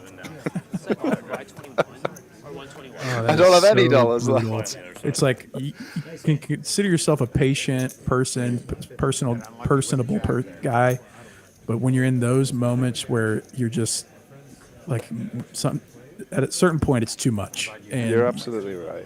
Yeah. when you're tired, stuck, things aren't going your way, and someone asks you the wrong question, it's so easy to just turn into a completely different person, a jerk. And we've all been there. If I'd have won the pot and he came over and said that, I said, $1 here. I've got 5. Bro. Right. Take $5. Right. You know, I've just won a big pot. I'm free rolling. Yeah. Oh, look at the joint for Kenna James. Don't be shy. Rebuy. He checks his cards, thinking, "Wait a second, it's not supposed to go this way." Flops the 3, 4, 5, 6, 7. Can he get paid though? Let's see. There's nothing in there for Safeen. He'll be out. Maybe Phil with an overbet or overpair betting 250. Yeah, Phil won't be going away from this easily. Gariz with a 6 as well. I mean, we've seen Gariz play a lot of hands and not necessarily need the nuts to play. So big raise coming. Ooh, wow, that might scare people off. That's pretty. The sizing is pretty strong. Yeah. But now his only hope really to make money in this hand is Phil going to interpret that big raise as a flush draw or just a straight draw or some kind of bluff to try and steal the pot? And is he going to get sticky with the pocket 8s? 7,000 in the middle. Kenna James rips it for 4,000. Yeah, I think Kenna's trying to kind of put out there that he's on tilt, like he's got a flush draw and it's the very next hand after losing a big one. So he said, all right, I've got a flush draw, let's get it in and gamble. But I think RV Phil's wise to that. And he's got away. He needed that one. Adds 1,700 to his newly acquired stack after being felted. A little bit of get back. That's Clean nice. turn card. Yeah, that's nice to bring you back to earth a little bit. Yeah. And so when you've got the 4-5 there on the 6-3-7 with 2 hearts, there are a lot of turn cards there that you absolutely hate. You don't want to see a heart. You don't want to see a 4 or a 5. You don't want to see an 8 or a 9 or something that can make a higher straight. So just a nice black queen there is exactly about as good as it the kind of gets. card. Yeah, that's just what you're looking for. Maybe gives you a chance for your opponent to hit a pair. Yeah, absolutely. George Worth says, "Is that Todd commentating?" That is Todd. If you're talking about Todd Robinson from the UK, you are correct. Do you know George? I do, yeah. Me and George have hung out before. We've played a little bit of poker together. We've hung out a bit together. Yeah, he's a cool guy. RV Phil to 2 kings. Limps the $100 straddle, and now he's playing a 3-way pot with Bex and Brian Green. Oh, so this always surprises me when I see, these action players they play lots of different hands, and then when they get the big hand, that's the perfect time to put the big raise in. They're always going to get action, but he's decided to slow play it this time. Now Brian Green's got a straight draw and an overcard. And when you limp there, you do always run the risk of going multi-way to a flop and then getting in difficult situations. But open-ended for Brian now. Big bet there from overbet. RV Phil. He's obviously seeing the board looking more and more dangerous. But it's going to be interesting to see if Brian will use this open-ender to make a move and bluff here. My feeling is that the size of the bet from Phil will probably dissuade Brian from doing that. Perhaps if Brian's going to call, okay. I guess he thinks the implied odds are there. They're playing 18 effective, and it comes 9 on river, pairs the board. Check, check. Brian didn't even try and bluff there, so that's interesting. With him, it is interesting. Missing the draw, maybe he might have tried to use the 9 to try and bluff and represent the 9, but probably a wise decision to check, because I feel like he would have been given the old one-chip treatment there from Phil with pocket kings. Yeah. And that's 4 for 4. RV Phil is beating Brian Green. Heads up. Safeen's just sat in there like, let me play. I want to play. Not seen Safeen play many hands. He's probably just card dead. I'm sure he's dying to play. And RV Phil has surpassed the 20K mark. Baller indeed, playing 5-10 and a quarter, but we're really playing quarter, 50, 100 really on most of these hands. Am I right in thinking the 50's been on every hand pretty much that we've seen? I think so, yeah. Is that what they're doing, standard? They might have unofficially said we're going to play 50. Yeah. Because all these players play high. I mean. Yeah. Have we seen any $100 straddles yet? I've seen a few, yeah, but it's sporadic. Yeah. The 5-10 is just kind of a formality, I think. Yeah. Red chips really don't need to be in play. Well, this is the point I was making earlier on about when you sit in a game, you've got to be prepared for it to get much bigger. So when this is advertised as 5-10 quarter, that's the minimum it's going to be. Right. And as you say, all these guys play big. They're comfortable playing much bigger, so can't be surprised when... Would love to be able to afford this one day. Yeah. I'll be honest, it's just a little on the big side for me. Mm-hmm. I can't fathom just being like, let me get 20,000 in real money real quick. Oh, I've got multiple buy-ins too. I'm good. Must be nice, then. Must be nice, yeah. With the interesting couple of hands here with Brian. See, now this is what I was talking about in the last hand. Brian's got an ace-king now, and if he's got a reputation for playing lots of different hands and playing a wide range, then he can get action from the king-jack suited from Guriz. Maybe? Nope, maybe not. Heads up. Brian Green, RV Phil. RV Phil's 4 for 4. Let's see if we can make it 5 for 5. And Is it comes just to these two deuce. guys playing? Is anyone else still playing in this game? Is this a heads-up game? Unbelievable. Nut no pair for Brian. Bottom pair for RV Phil. Backdoor nut hearts. Yeah, Phil's hit the only card he could have hit to take the lead here, but Brian... If this goes to showdown and RV Phil wins, Brian Green is actually going to lose it. Yeah. How about an ace on the river? Or a 10 of heart now. Oh, man. There's 4 hearts out there, then. Are we sick by just cheering in these cooler cards? Ace on the river, come on. $8,000 pot. Yeah. River card coming. And it's a queen. Oh, RV Phil. Phil's, if he's calling turn, he might. Brian Green checks. RV Phil says 2 pair. Check. All right, Bryce. We really need Do we see? I want to see Brian's reaction to the ace deuce. Calls for a new dealer. You want to go deal? A new dealer. I mean, Change the dealer, change the deck, change everything. It's It's not going Brian's way. Brian losing 23,000 and most of it going to RV Phil. Unbelievable. It's not the dealer's fault as much as it feels like it sometimes. Do you know what? It's never the dealer's fault. I think that's an important point to make. Never blame the dealer. They always do a good job. Absolutely. As someone that has sat in that position before, it does not feel good to watch people continuously get coolered out of the deck that you deal, and you have so basically zero control over any of it. Absolutely. So what do you think's with this 5 of hearts? RV Phil, man. Yeah, it could be anything, right?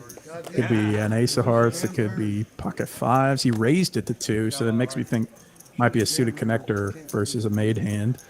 Yeah, could be a 5-6, 5-7, maybe an ace 5. Brian Green's still in there battling. Yeah, he's not going down with that fight. And we still have plenty of time on the stream as well. There's still over 2 hours left, so. That's right. It's just been a pretty dense first 2 hours as it comes king, deuce, 4, 2 spades. It's been action-packed. I'm glad there's been some action hands. Oh, yeah. It's so much better when it's like this. Yeah. For everyone, except the recipients of the coolers. Of course, yeah. Do you know what? I like this bet from Bex. They've checked twice. But you know what? I know they're both really aggro players, but I'm going to try and steal it from them. Good for you. And he actually could have the best hand with ace high as well. So RV Phil must have a wheel draw or a pair of fives. I can't think of many other hands that he could have. I don't think he's checking this with a pair of fives. I think he's going to have a 5-6, 5-3. Bex feels like his ace high is good, and by the looks of it, he's absolutely right.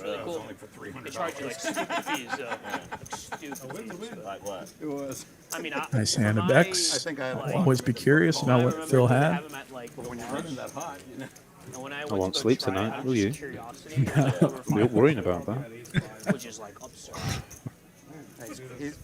He's probably calling it ace high.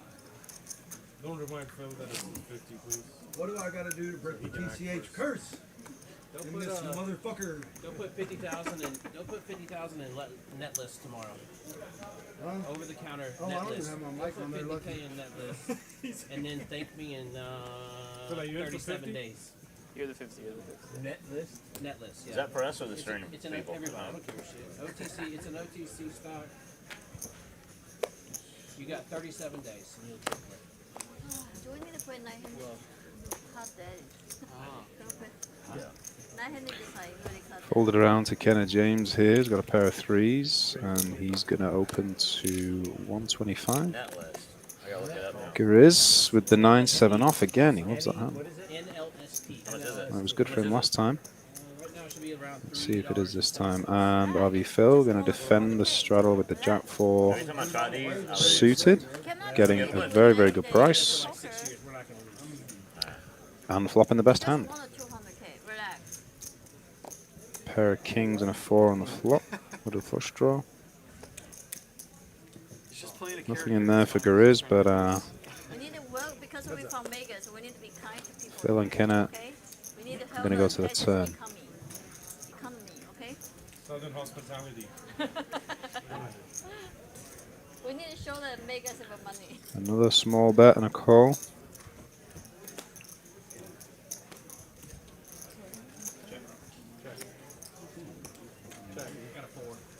Yeah, check, check. 2 small hands playing a small pot. A little bit of poker normality and a break from the crazy action. A very reasonable small pot.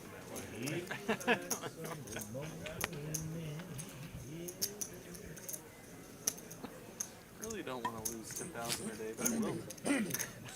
Fucking will. It feels like we haven't seen many hands for Safeen or Kitty or OFC. I know from personal experience how frustrating it is to sit in a very good action game and to keep looking down at the 9 deuce and 8 deuce and all this garbage and not be able to play. It's very frustrating indeed. I'm sure they're all very eager to get involved.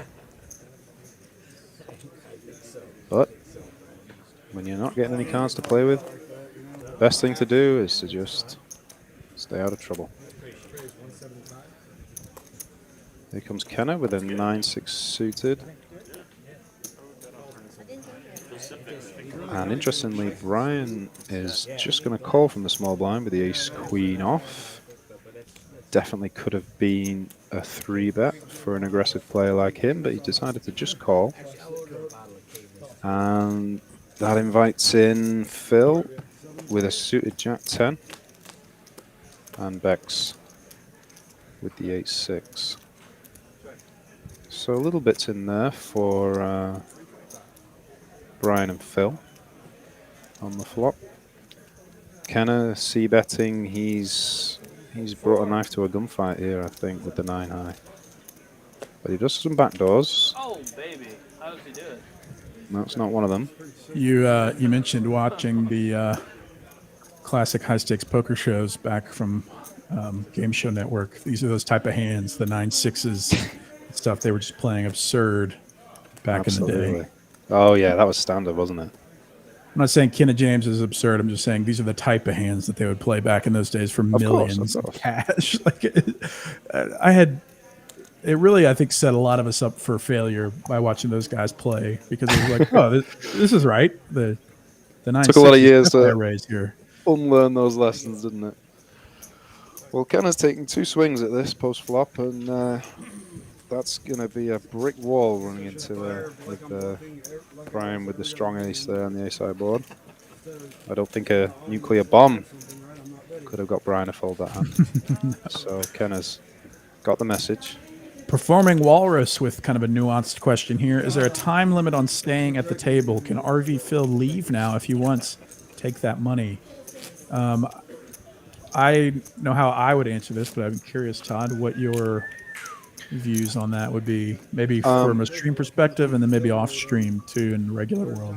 I don't know if these players make any kind of formal agreement or even a gentleman's agreement to stay. I know they don't make at least a formal agreement. They don't make a formal one, but they most likely make a gentleman's agreement to at least play the 4 hours. I mean, you know, barring emergencies or anything like that. But obviously, I think anyone who's played poker before knows that hitting and running is considered very bad etiquette. But I'm sure, you know, all these players, they played a lot, and I don't think any of them would ever do something like that intentionally. It was always something that never really bothered me, to be honest. Right.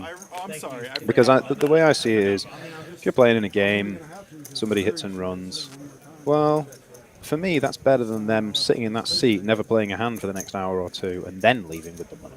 Right. If they're going to hit and run, I'd rather just went straight away and got a new player in. You know, money's money at the end of the day. So. Yeah, the only time it really bothered me is if it basically broke the game or took all of the upside away from the game, where it's like, okay, you just basically won all the money. Wow, Grizz just drills the straight versus Kyle Z's top pair open-ended straight draw and flush draw. Kyle has now got, open-ended and turn nut diamonds. So Grizz is raised a lot. I don't foresee Kyle check raising here. And he just calls. No, if the positions were the other way around, maybe Grizz could have put a big check raise in and Kyle would have had to continue. But, oh, well, there's a chop. Oh, this is the worst result for us. Shame for Grizz. Get out of jail for Kyle. What I was saying is, at a base level, there is no rule against winning a pot and getting up. I mean, you can't really control that unless it's like a home game or something. What I will say is it's probably not going to get you invited back to a game like this where, admittedly, the stream only exists if people play, and we set these lineups for a reason, or it takes effort to put the games together versus like just a regular game out on the floor that happens organically. But basically, none of these people are the type that will. I think somebody said Kitty might have hit and run last night, but most of these guys are going to play the long haul and probably play into the night. Absolutely, yeah. Yeah, 100%. But also, I mean, it also like depends on context too. Like if I'm there's been situations where like if you're at a card room, it's well within your right to get up whenever you want to get up. If you're at a home game and there's personalities that like you'd like to get invited back, or it's your buddy's game, it's generally not a great look to just hit and run because that's just not great for the dynamic of the game. But like at a casino and you've been playing for 10 hours and you finally get unstuck, I feel way less inclined to appease the personalities of the people sitting at the table. Yeah, I completely agree with all that. I mean, you hit the nail on the head. You said if you hit and run from a private game, an invite game, home game, something like that, you're simply just not going to get invited back. So, sure, you can hit and run, but you're only going to get to do it the one time. Right. So, like, yeah, if you win life-changing money and your life's going to be changed, then who cares what other people think, I guess. But yeah. Mallory in the chat, who does organize the game and does a great job, she says, we ask that players stay till at least 9:45, which feels fair. Because also, like, this isn't the easiest game to play in the room. Like, you generally don't sign up to play the stream to find a spot and then run right when you win. Like maybe if you're taking a shot or something, but there's easier games to win in the room than having a table of crushers at high stakes. Okay, question for Mallory then. If somebody gets felted and they decide that, you know what, I've had enough, I don't want to play anymore, I'm only 2 hours in, I said I'd play 4, but if someone gets felted, I assume we let them go. We don't tie them to the chair. Yeah, I don't speak for Mallory, but generally, people can leave if they're felted. It's a little different scenario. Ace 4-3. This is a big old brick flop for both hands, isn't it? I feel like although that would be maybe a funny section of the show to watch Mallory try to keep a felted player at the game, no matter what. Brian Green Dragon, another small one. He's ready. He's trying to win a big one. I mean, if he gets a full double with this stack, he'll be back to even. But he's got a ways to go. Yeah, let's see how we doing. RV Phil, big winner. 24,000. Guriz winning a little bit. How's Safeen winning a K&A? He hasn't played a hand. Yeah, I don't know. Safeen has played 2 hands all night. I think he must have just won one and hasn't had anything else going for himself. If you fill almost 30K in the stack, Brian's got 26. I would love to see them battle it out. Aces and kings one time. Yeah. I don't have a preference for who gets which. I'm not. Here we go. Speaking of the devil, Safeen, ace there king. He is. Hard to beat RV Phil tonight, though. Yeah, he's feeling it. Who play tomorrow? You? 6s for Kenna. I definitely don't. I wouldn't like seeing a 3-bet there with 6s in that situation. Just you cap the action, call, see the flop, and go multi-way, trying to just set. You really don't like it, huh? Queen, deuce, 5, 2 diamonds. The 6s of Ken and James still ahead. Where's the king 6-3 flop then? Yeah, let's go. I like it. I'm not touching everybody. I like 600. 6, 7. I think 8 is the best. Yeah. 8 too. Yeah. 4 of diamonds makes things interesting. No one has a diamond, but straight draws for Phil and Kenna. Oh, there you go. It's not how you start, it's how you finish. That's right. Safeen Rivers, top. Little value bet.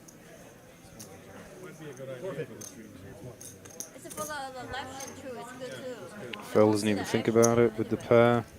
Might be Ken and James might get curious with the 2 6s.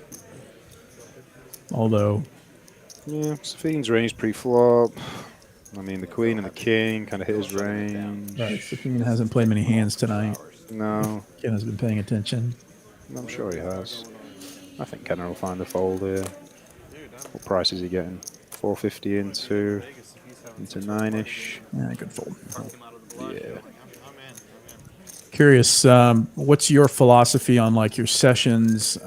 We were talking earlier about having long sessions. Like, how do you generally approach these?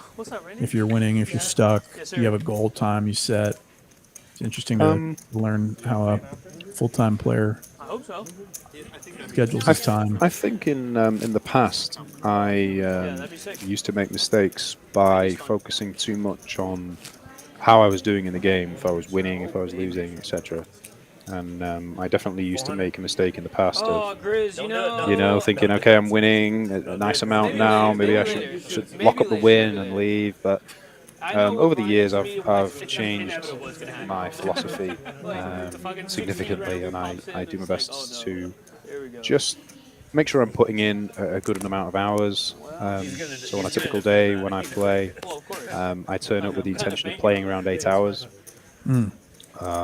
So if I play 8, then I think, okay, I've done a decent day's work. If the game's great, I'll stay, play longer. But I focus on that and just try to get through the hours. And that way you get through the variance, Right. If And have you're you running found bad, that you've been able to keep to that? Yeah, Pretty consistently? largely, yeah. But aren't there days where you just get beat down and you're like, dude, I've lost 5 buy-ins. I can't do anything. Absolutely. Okay. Oh, there are those days, and occasionally I will, and I'll say, I might be 4 or 5 hours in, but if I've just been getting battered, then, do you know what? I need to get out of it.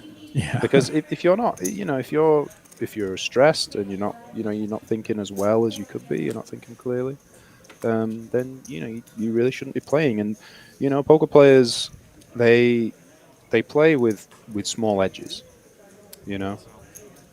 and if you are feeling stressed, under pressure, and not thinking as clearly as you should, then your small edge that you had might disappear if you're not thinking clearly. So it might be in your best interest just to call it a day and quit. Oh, nice call on the end. Yeah, great call by Safeen. Yeah, credit. The board kept getting worse and worse, but he's sniffed out the bluff, and Brian's less than happy. Nice call on the end. Card slam reveal from Brian Green, and unfortunately the negative trend from Brian continues, losing 23,000. Safeen now booking nice little win, 4,600 up top. Yep, he played that hand very well.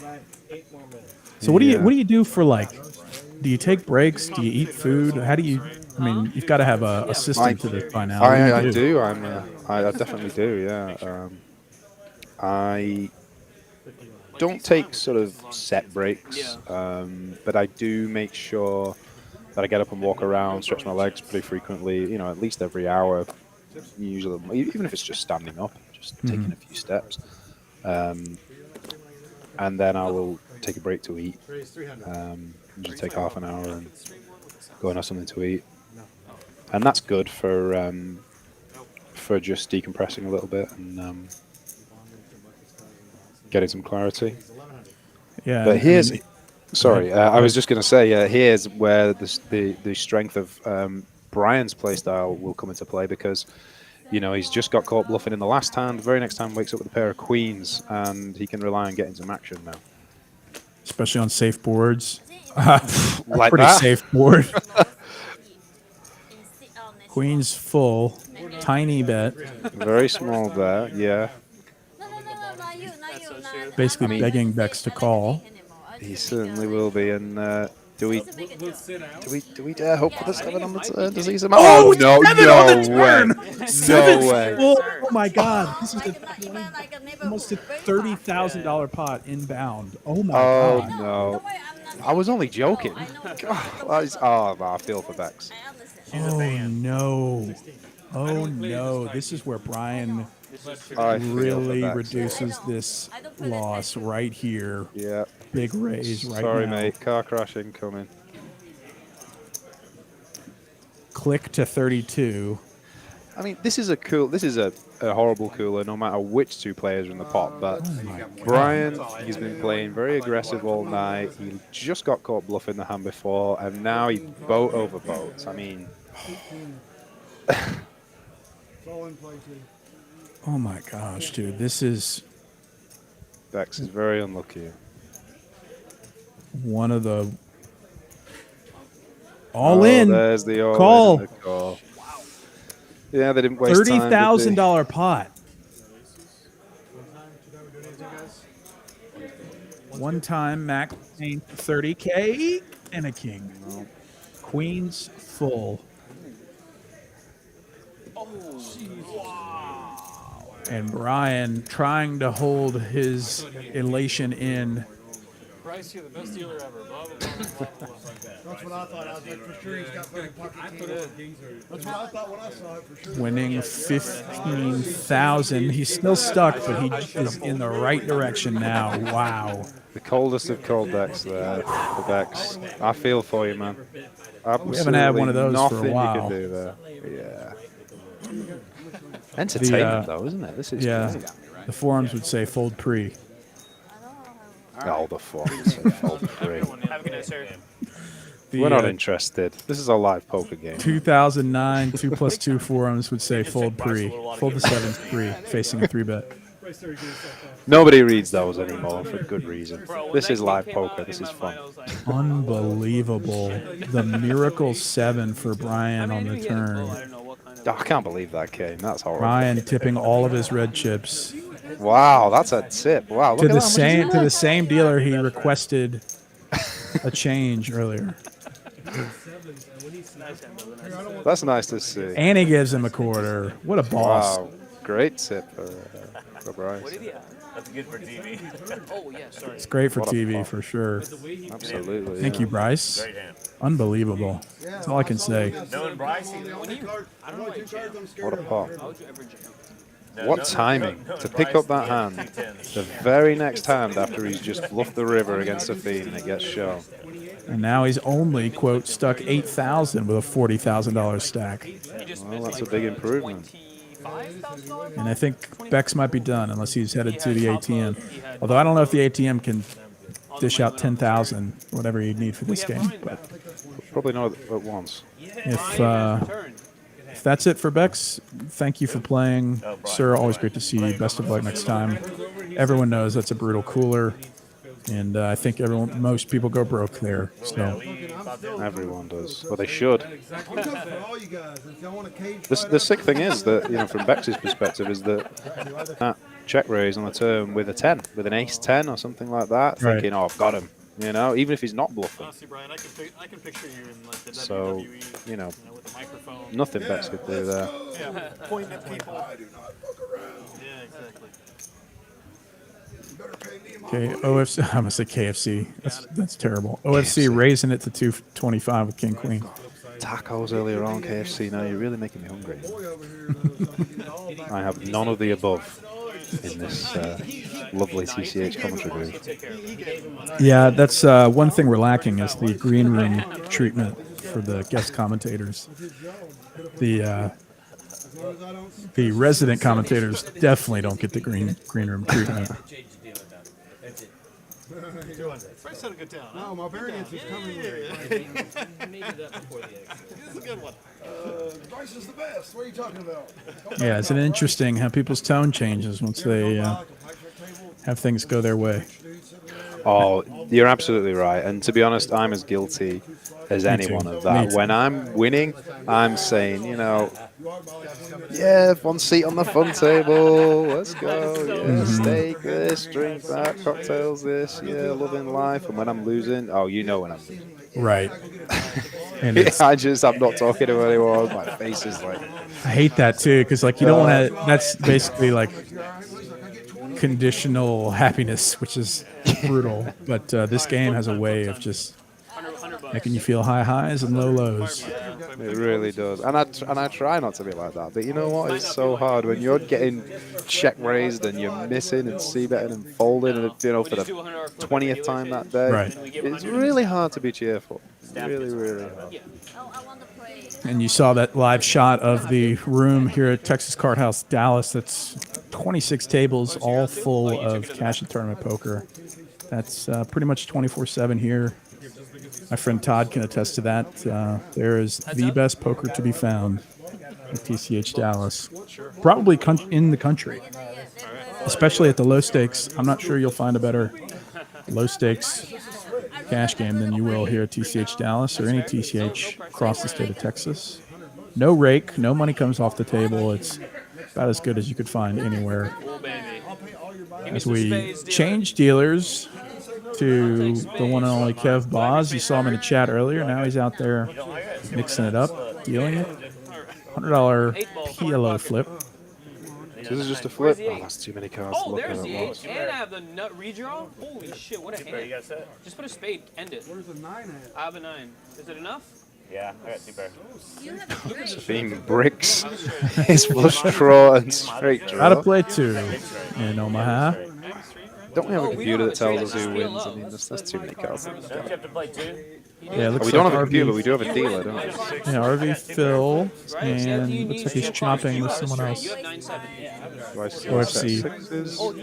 Any straights? 5, 6, 7, 8. Oh yeah, OFC flopped a set and a wrap. Oh, 9-7 with Phil. Yeah, 9-6 for OFC. Yeah, that's it. Jack 9 would be the nuts here, so and all the 9s are accounted for. So yeah, it's going to be a chop between. Have you ever delved into the 4 and 5 card games? I have, and in fact, I've delved into the 6 card PLO. Is what we play in the UK. Yeah. Oh my gosh! Where did you play that on? Like the apps, the Poker Bros or whatever, or where do you play that? That gets played live in the casinos over in the UK. Really? I mean, I know we're supposed to be, talking up TCH and advertising TCH here, but I do have to shout out the PLO games in the UK. You can get very juicy, very spicy. 6 card PLO. I played that a little bit on the apps and got owned, and so I stopped. It's a crazy game. It's like PLO on steroids. Have you played any of the Dallas PLO? I've played little bits here and there. I've also played the bomb pot table. I bet that's fun. I haven't played it just because I can't afford it. I really like the bomb pots in general, to be honest. I think they add some great action into the game. I mean, obviously this game doesn't need any more action than it already has, but I think if you're playing on a regular 2-5 game, sometimes those games can go a little bit sleepy and a little bit tight, and then a bomb pot can just spice it up. Right. All of a sudden somebody's stuck 2K, and then they reload, and now they're playing more hands, and things like that can happen, and they play one every half hour. So for me, in my opinion, they really add something to the game, and they add a lot of action. Agreed. It was a pleasant surprise, to say the least, when I first came to Dallas, and I still remember it quite clearly. I sat at the table, and then when the dealer changed, everybody put $15 out there. And I said, "What's going on?" I said, "What's going on? We already paid time, right? You buy time on the door." I said, "Why are we paying time again?" They said, "No, it's a bomb pot." I said, "Oh, okay, I'll play bomb pots. That sounds good." So the dealer deals 2 cards, and then starts dealing a 3rd card to everybody. I said, "Wait a minute, is this a PLO bomb pot?" They said, "Oh yeah, it's a PLO bomb pot." I said, "All right, great, that sounds good." The dealer puts a flop out, and puts another flop out. They said, "Wait a minute, this is double board PLO bomb pots on a hold'em game?" They said, "Yeah." I said, "Oh my gosh, I'm in heaven. This is great." And it just they kind of happened randomly too. Like I don't know where they got started, but all of a sudden everyone was doing them. And for the longest time, that wasn't a thing until like I don't know, a year and a half ago, 2 years. Well, God bless whoever. Yeah, it's fun. That. Yeah, I think they're great fun. I love them. That's his name. That's his name. And now Brian's singing a different tune, having quite won back some of his money. Yeah, poker's great for that. The roller coaster of emotions you can go on. That's another thing you have to be able to deal with. When you're playing this day in, day out, you have these great days that can make you feel fantastic, and then you can have other days which make you feel like a lot less than fantastic. Yeah, so just being able to not get too high when you win and not get too low when you lose, I would say that's very important if you want to play this game consistently over a long period of time. Yeah, absolutely. I don't need a man buy me a purse. I can afford myself. Kyle with a pretty standard 3-bet after the open. No money, no love is all I heard. Yeah, no money, no love. No money, no honey. No, I said no money, no day. I didn't say no honey, no day. He said. I have a feeling it's super hard to be seen. I feel like that's probably OFC hasn't played many hands tonight, but He's obviously not desperate enough to play. That he's going to call with the king 6 to a 3-bet from Kyle. Wise decision, in my opinion. Must feel good. Kind of one of my fantasies. What about dealers? Female dealers? Yeah, of course. You like girls. I mean, I've been in around the industry for 30 years. So we have a new player. Fireman Mike. Fireman Mike. Do you have any info on him? No, I'm not sure. I've seen him. If Mallory messaged me or not. Okay. I would go out like maybe 25 days without even expecting it. Sometimes she'll give me some scoop. Here we go. Oh. Yeah. Katie, you gonna push all in on me? Every hand like you did in the tournament? Apparently, Brian Green just within the last couple of days scooped. Got fourth of 14,000 on some World Series tournament for 228,000. Must be nice. Must be nice indeed. That is absurd. Very nice indeed. Jeez. So this game's small fry for him. Yeah, I think he's messing around. Oh, that'd be so sick. The kids only ask you how much you have if they discuss it. Yeah. It crossed your mind though. That's a good thing. No, I mean, yeah, like I was ever folding. Yeah. It doesn't matter what he has. Gee. It's interesting to see how many hands per hour we're hitting here, actually. I mean, being a poker player, I love stats and numbers and things, so I see that we've been dealt 47 hands over just over 2 hours, which to me intuitively feels a little on the low side. I thought we'd be hitting generally at least quicker. 25 an hour. But I suppose we've had, I suppose, an action game where with a lot of 3-betting and 4-betting and yeah, maybe involved. games where there's a lot more like hands that in at the flop, getting more in because all these dealers are really quick. Oh, absolutely. And these players tend to not over tank. So, Fireman Mike, I think it's the first time I'm seeing him. So let's. If he's playing this game on a fireman's salary, my hats go off to him for sure. Is he a real fireman? I don't know. Or is that just a nickname? We'll see. We don't know. And bait. I won't make any jokes about setting money on fire if you don't. Oh man, I'm ashamed to think that I didn't think of that first. But you're right. There was some easy puns to be had.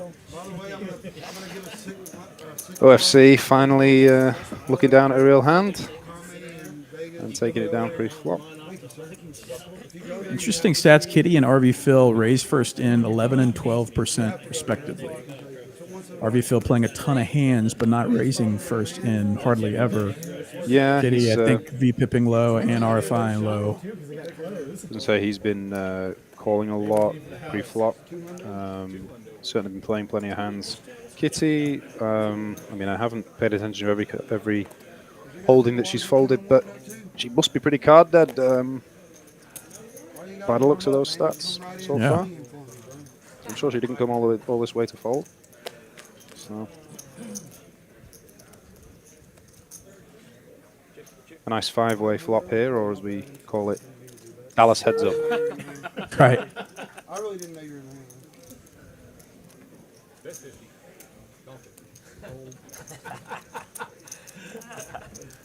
That was pretty good. That was good. Do you care if I use that sometime? Brian will wear the best hand there.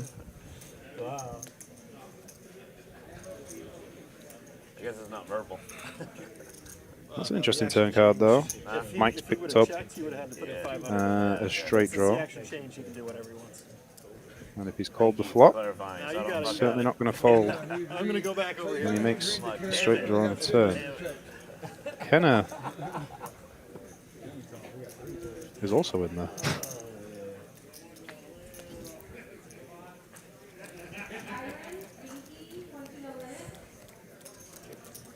I got a key. That was 3 very quick checks. Easy pot for Brian as he continues his recovery. Only Definitely looks like down he's in a better mood. 7,000. Yeah, he's got to feel like he's basically free rolling now, even only losing. Yeah, a meager 7,000. That's it. Well played. 2 hours, huh? RV Phil still crushing the game, winning 23.5. Not a bad That's 2 wild. hours. Yeah, I mean, that's such a good night. Yeah.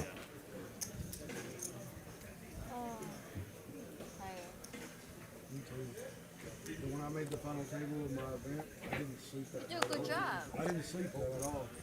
That night, Monday night, I did not sleep at all. I couldn't sleep. I tried, I laid in bed, and I was just like, I would try to meditate. And it was just like 560 up top, bro. You gotta get that shit.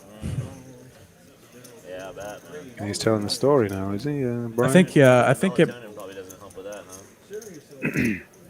huh? Oh, I mean, he's made so many final tables. I'm not sure which one he's talking about now.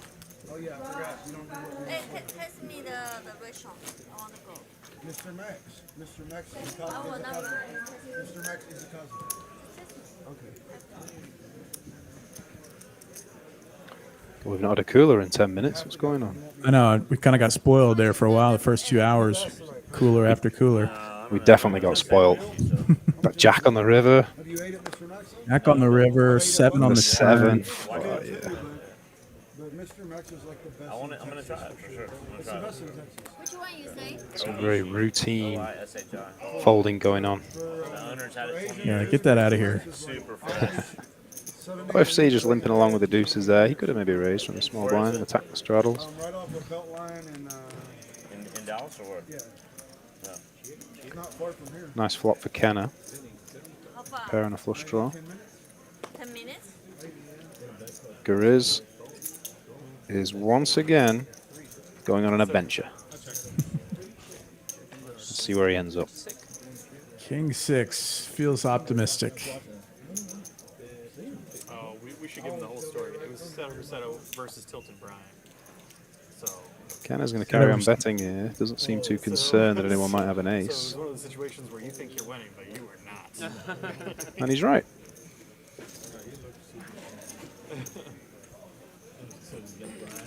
Yeah. You're like, oh, I'm for sure doubling. Yeah. Oh, for sure. For sure. It's like the practical nuts. So done. And instead, he just had one out. You gotta try it. You won't be disappointed. Next time you see me, you'll be like, okay. What was the seven?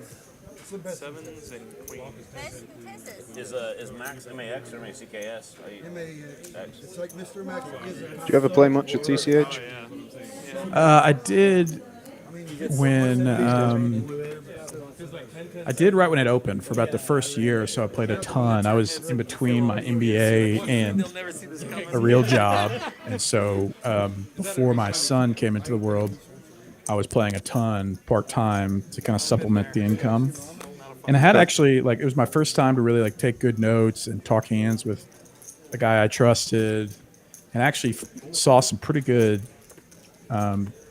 return. It was a small sample, like, less than 1,000 hand or less than 1,000 hours. I don't know. It was like, I can't remember how many hours it was, but I was a winner in like 1-2 and some of the mixed games, which was awesome. The first time I've ever taken notes, like, oh, I'm actually winning if I do these things well, like bankroll management, sticking to my game plan, and talking hands with people that know more than me. And then once I had my son and got a job, obviously poker was one of the first things to go. So I play probably once every couple months or so because just time is so limited now. Yeah. And I'm not trying to just like abandon my family. I'd much rather be with my family than play cards, admittedly. But I still really love to play. And I got to play the World Series for the first time this past year, which was like a very cool bucket list item. And I don't know what's to come with poker, but I've kind of gotten my fix from doing the commentating week over week. And so yeah, that's cool. That's the way I guarantee I'm a winner in the poker industry is by providing a service instead of trying to mix it up with some of these crushers. But at the mixed games, I'll basically play anyone. Like at the mixed games, if I can raise the stake, I'll play basically anyone for any amount that I can raise. I feel pretty confident in my ability to play limit mix. I should say that, not big bet mix. But I'm not saying I'm the best limit mix player, but I also feel pretty confident in my limit mix game. That's cool. Like horse, 8 game, in game, all that kind of stuff. Triple draw. I've never really ventured into those myself. Oh, it's so fun. This is interesting here, though. OFC, who we've already mentioned, has been playing pretty snug tonight, has decided to go on and he gets it Brian through. to lay top pair down. He decides to just go on a real adventure with the 8 deuce and show it, obviously. It took him a couple hours, but he Saf's hit the nail on the head there. Yeah, it took him a few hours, but he came to play. 2 hours in, we woke him up. How do you bluff me? That's what makes it so good, is that you get you bluff Brian's the right guy on. with a huge How do stack. you bluff me? Have you not seen me been playing? How I've been playing? How do you bluff me? He's never going to think I'm bluffing because no one can bluff him.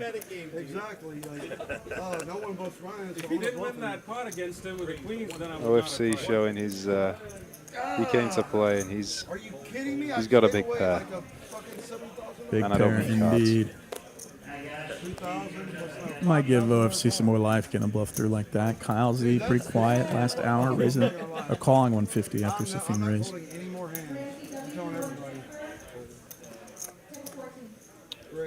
Oh, 3-bet inbound with tanks, 2 10s. Kind of a small sizing, I think. Brian seems like the type of guy who goes for bigger sizings quite often, and 550 over 150 there in that position. I wouldn't have been surprised to see a bigger raise. Safeen's got a call, he's got the suited ace that plays well multi-way. Kyle making a good fold with the ace-jack off. I think you're going to get into a lot of trouble playing 3-bet hands with the ace-jack off. So he's made a good fold, and Guriz decided he didn't want to stick around with the jack-6. Which I think it's fair to say we wouldn't have been too surprised if he I don't hadn't. think so. No.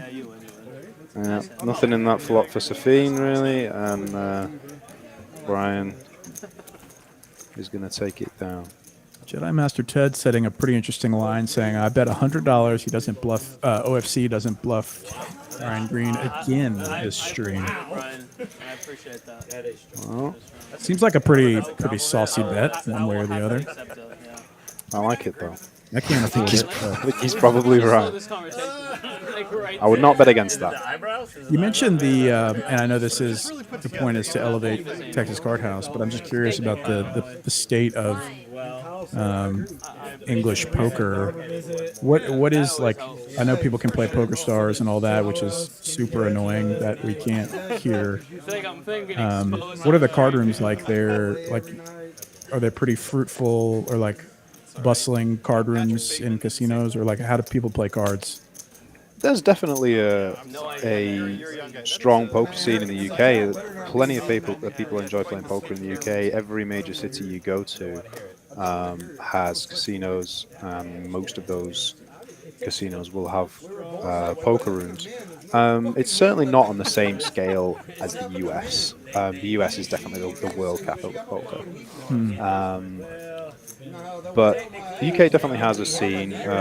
They have tournament series that go around the country, and they have cash games, like I said, in every major city, 7 days a week. The only thing, one of the main drawbacks from playing in the UK is the games only really run at night, unless you're in London. London plays 24/7, but throughout the rest of the country, games don't really run during the afternoon and the morning. So if you want to play poker in the UK, you have to keep to this DGen nighttime schedule, which, you know, to be honest, it's not the best. Yeah, it can wear on you.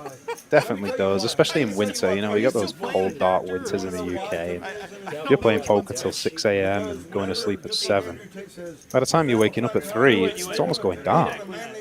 You know, so it's a bit of a miserable way to live. I think. Yeah, I mean, people, I think it's proven that physically we need sunlight, and if prolonged periods of no sunlight, weird sleep hours, probably bad food, that could probably really take a toll on your health. Oh, it all compounds And your for mental sure. health. Yeah, yeah, physically and mentally, yeah. I actually started taking vitamin D a couple of years ago on the recommendation from one of my friends because I, hanging out in poker rooms for the majority of my life. I'm not exactly seeing too much sun, so poker players, if you're out there listening, vitamin D. Vitamin D, that's right.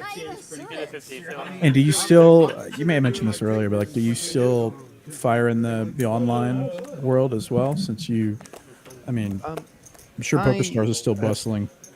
I mean, yeah. Oh, yeah. Sorry, the UK does have access, to PokerStars, to all the international online poker rooms. Personally, I've never really enjoyed online poker. I've never really taken to it. And yeah, I've had some stick from my friends for that over the years. So if you want to be good, if you want to be properly good, you got to play online. And there's definitely some truth to that. And I've tried, and I have played in the past, and I played a little bit during the pandemic. But honestly, just deep down in my very soul, I do not enjoy it. I do not enjoy being sat at the computer, looking at the screen, no people around. Just stylistically, my personality, it doesn't work for me. And obviously, the games are much tougher online. You have to work a lot harder to get the money. And I just really enjoy the social aspect of poker. I enjoy, meeting different characters and hearing different stories and swapping stories. And, I really buzz off that social aspect of it. So for me, I can easily play a 8-10 hour session of live poker, no problem. But, if I play online for an hour, I feel like, God, I'm going to take a break. I feel burnt out, And, Yeah. So, I'll never be the best player in the world, I don't think, but I do enjoy playing live. But online, I never really took to it. Yeah, I resonate with that too. It is, the luster wears off pretty quickly online. Like, even if you're winning, it's just like it feels like you're working on a spreadsheet or something. Like when you're doing the whole kind of robotic multi-table, trying to like read your HUD, and it's just a very different experience. And a lot of people have been really successful. Like, you think about the guys that 20 table for 40 hours, 60 hours a week. It's just like, all right, more power to you, bro. I'm just never going to do that. Like, that sounds like miserable, even if you're making a few $100,000 a year or whatever. I mean, and I hugely respect those guys who can put the volume in online and be disciplined and grind and make a living from it. I hugely respect. Make high level decisions too, like in the long run at that scale. It's just crazy. It is, and I think the online, I think that whole paradigm is perfect for some people and for some people's personalities. People who maybe don't enjoy the social aspects of poker so much, and they are happier being in their own environment. That online poker is perfect for those guys, and I respect anyone who can be successful doing that. But like I said, stylistically for me, it's that's not me, and I'm fine with that. That's just who I am. Yeah, I love it. It's good to be self-aware and play to your strengths versus trying to subject yourself to an environment that's going to just beat you down, even if you're successful financially with it. It's not a great way to live your life. It's like good for a little something for everyone here in this flop. Well, backdoor flush draw wasn't enough for Phil, but got 2 pair for Gariz, who's in position, and Kenna is feeling frisky with his gut shot. Gariz and Kenna have battled several times tonight. Kenna continuing the story, betting his 4-outer. Gariz not going anywhere with top and bottom. I'd like him to just smooth call here again and allow Kenna to keep betting. You're not hugely scared of much on that board with the ace-3. I mean, clubs have turned, but if you know that Kenna's capable of bluffing multiple streets, then I don't really want to dissuade him from doing that, Smooth call. He heard you. And now we've got a pretty sizable pot for Grizz and a deuce. Well, that's the exact kind of card that Grizz will have been hoping for on the river. Nice break, not going to interfere with anything. No backdoor flush draw coming, no Broadway getting there. And if Kenna does decide to bluff, it'll just be an easy one chip. But did Kenna say something there? Did Kenna he say checked. check? He did check. Okay, yeah. So he's smelt it there, and I think his adventure will be over in this end. Yeah, I've heard Vietnam's great. I don't think it's the same. Grizz taking down a $4,000 pot. Grizz says, "Don't worry, buddy. I had it this time." It shows him the ace-3. Grizz winning 5,600. RV Phil still winning 23,000. And Brian Green having been, I think, 25K loser, now only down 8,000. So he feels like a winner, looking to get in the green officially as we have an hour and a half remaining. Ben K, Todd Robinson with you for the next hour and a half here on TCH Live. Make sure you hit the like button, subscribe. Throw a comment in the chat, or if you're watching this in the future, comment down below. Always appreciate the feedback and comments and the support for the stream and these players and the team at Texas Card House. And big shout out to our guest commentator, Todd, with the smooth UK accent. Very fun change of pace for us here at the stream. Happy to be here. Yeah, the people done. And happy for you to, finally get to hear some professional analysis from me. Maybe you could learn a thing or two for your game. Got an hour and a half left. Every day's a school day. They just call, rebuy, call, rebuy. This is why WSOP is so popular, because people cannot read it. Quite a low-key, mellow pot here with a 4th pair and a 9 high. I've noticed Phil doesn't seem to sort of randomly bluff at hands when he's missed. He likes to play a lot of pots, but on the river there, he's got 9 high. He knows that he's not going to win, but he's not just going to randomly stab at pots. Or maybe it was because he was playing with his best friend over there, Brian. Yeah, I guess he knows he's going to get all the chips one way or the other with value. So maybe he thinks Brian's not going to fold to him, so I'm not going to try with 9 high. Yeah. Right. Yeah, definitely a metagame developing between these two. Right. But yeah, to your point, RV Phil, I don't think is interested in running a ton of air-only bluffs. I don't think he's super concerned with being inexploitable. I think he's just here to play his game. Yeah. I like play in WPP4. Kenna's playing plenty of hands, and he's raising a lot with them pre-flop. Like Sunday Valley. 6-5 suited here. No, Sunday Valley. Sunday Valley. Yeah. Saturday. Marquis asks, who's in the booth today? Ben K, joined by Todd Robinson. First timer, but he's crushing it. So everybody show Todd some love in the chat. First time commentating, and he's basically hasn't missed a beat. Oh, you're too kind. 10s and 6s for Brian Green. Some people come in this booth and do not do well. I mean, I've commentated with a lot of people. You're doing a great job, man. Well, it's not over yet. Still got That's an hour right. and a half You got plenty of time so. to screw it all up. Drive people out of the room. What happened then?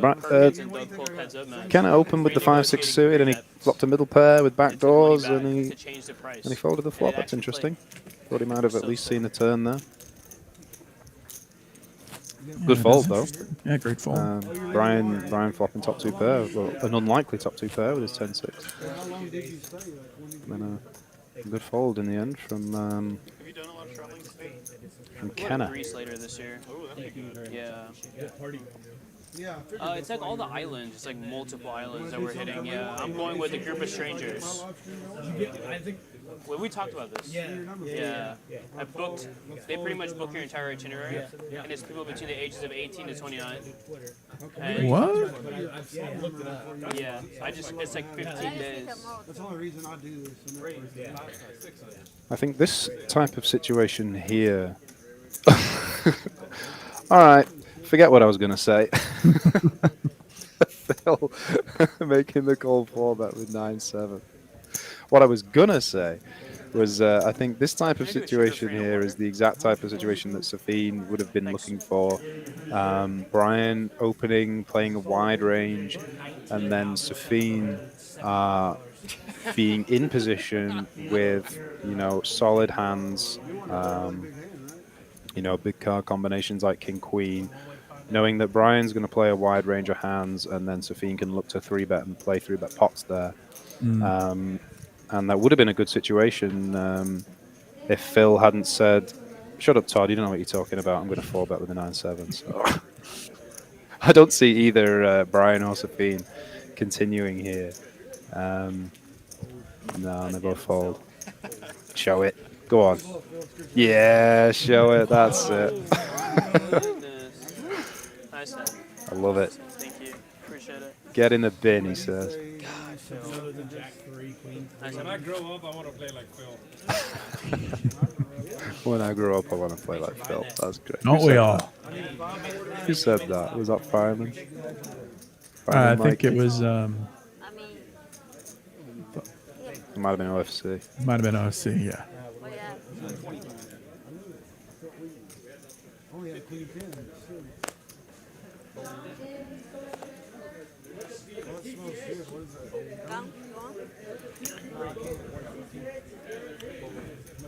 Well, Safeen wants some of his 500 back from the last hand.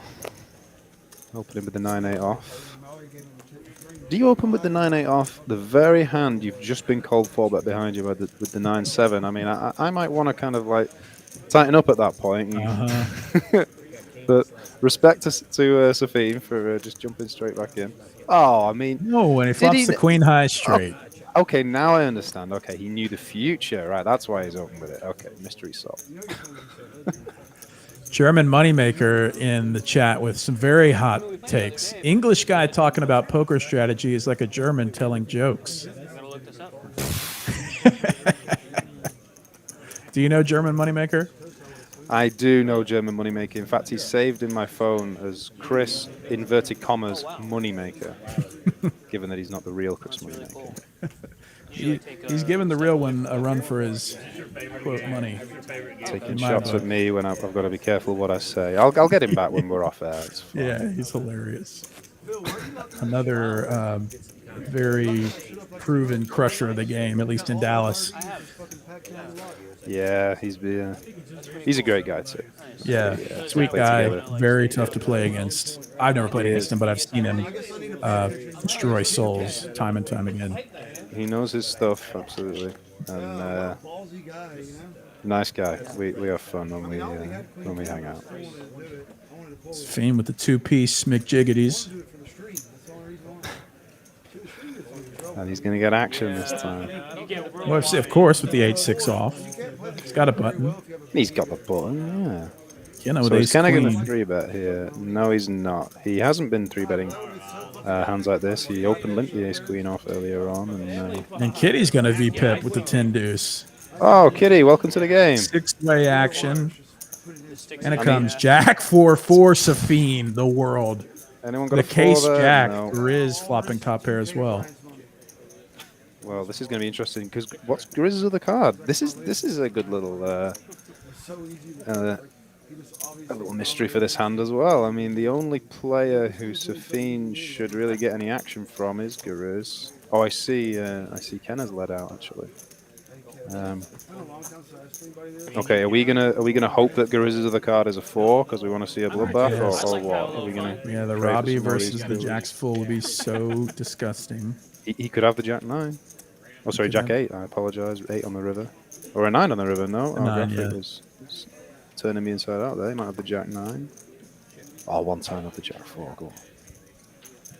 Check is going to induce Grizz to bet tiny 400.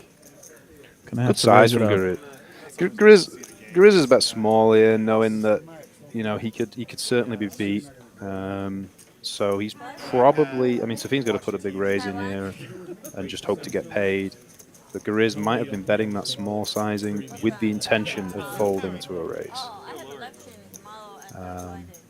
Trying to set his own price to get to a cheap showdown. If he's got something like, I mean, he could have Jack 6 again. Who knows? He might do. I mean, looking at his stack though. But he does have the money in his hand to call, so maybe he thinks that Safeen is just full of it here. We make the live stream go till 11. Safeen in his head, he's screaming, call, call, call, call, call, call, call. Yeah. There's like a 25-person list for 5, 10, 25. I think. Oh, he's teased him and he's made a good fold. Yeah. Still a nice pot for Safeen. Yeah, nice one. It feels nice to flop the nuts or the relative nuts every once in a while. Oh yeah, it's close enough. Saying that, I remember a hand I played a few weeks ago. I flopped Jacks full on Jack 9-9. Someone else had flopped quad 9s. That one hurts. That one will send you home early. Yeah, that one. I paid him all the money like a good boy. I took my medicine. Like heads up? I guess this is supposed to happen every once in a while. It does, and you've just got to smile and say, again, please. Again, please. I guess I'll do this for my entire career. Yeah. But at least for Grizz's sake, he didn't have a 4 buried under there. Yeah. Would have been better for our enjoyment. We haven't spoiled that, haven't we? Queen Jacks. Yeah, we have. It's been a lot of fun hands tonight. If you're tuning in late, the first 2 hours of the stream were pretty entertaining.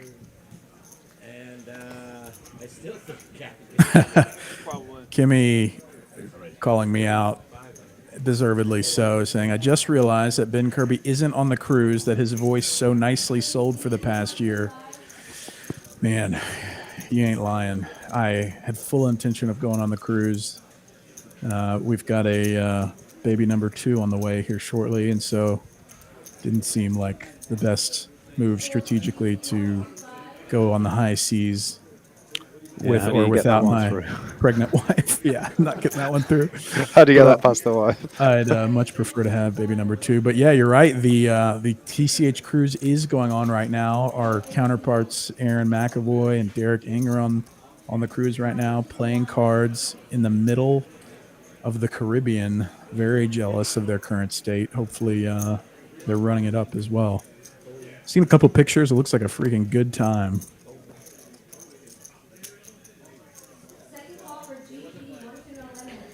Yeah, I've heard a lot about this cruise. Slightly envious. I know. I mean, I can't think of many more fun combinations. All-inclusive, 24-hour poker, all within walking distance. Pretty nice. You're in the Caribbean, having some bevies. You can charge everything to the room and deal with it later. Yeah, pay with your winnings. You just got to win. What can go wrong? That's right. Yeah, you could pay for your cruise 10 times over or pay for your cruise 10 times over at the table. We have ATMs on the cruise ship. That's right, yeah. Or, you can just link your credit card to your room key and literally get chips at the table with your room card. It's pretty dangerous. Yeah, that could get expensive quite quickly, couldn't it? Sounds fun, though. Kinda looks like... Oh, no, he's put the 175 in. There's Guriz with a pair of queens. 14,656 runners. Oh, yeah, that'll do it. 560 up top, though. What's the secret? Play super fucking medium. Okay. Make super big folds. Like I folded. Yeah, nobody had anything good enough there to call with, really. I like the fold from King Jack. Offsuit, out of position, 3-bet pot. You know, you're going to run into trouble there more often than not. And the 6-9 suited. Chips from 1,000 players down. Oh wow. Not quite enough. He was in position, wasn't he? I'm sorry with the king jack. He was in position, but even so, Underestimate how far you can grind you're going to down. find yourself dominated a lot of the time. It's okay. I don't have the I patience. wish I would have won it. Thank you. I would have got a ring and 550K. Like, Jesus, Before this still what's pretty sick. happening here? Like, to say you won 560 for 520,000. That's insane. That's like an absolute. That would have been Kimmy, thanks for the kind words. Best of luck out I there. mean, even fourth, bro, is still nuts. Like, it's a big time. my boy Cord Garcia. Shouts out to Cord Garcia. Shouts out to Corey Garcia. In the philosophy, he was messaging me. You'll have to forgive me. I'm not familiar with this one. Me either. Okay. I don't know. I don't know who he's talking about. As long as it's not just me. That's And as it comes ace high, top pair for OFC and Fireman Mike. How many days is the boss? We've got a lot of players in this pot. Yeah. Keeping the receptionist call. Some lot of runners. There are 6s for 3 players. 2 guys have an ace. Everyone has a piece and everyone Everything. likes it. Let's see what happens on the turn. Queen on turn changes very little. No, it doesn't help anyone. OFC. Does he have the best hand here? With Top pair with a 9, I think so. Yeah, it's currently best. He's going to get rid of a lot of these 7-6s, I think. Although, I should never speak too soon. Brian has certainly got it in his locker to make a move. Especially if he seeks any amount of weakness, but he decides to fold. Yeah. Fireman Mike, it's going to be hard to fold an ace. Yeah, he's in with an ace. Good group of people. He chop with a 6 or an 8, win with a deuce. But does not win with a king. 9 plays. Yeah, this could just go check, check. Yeah.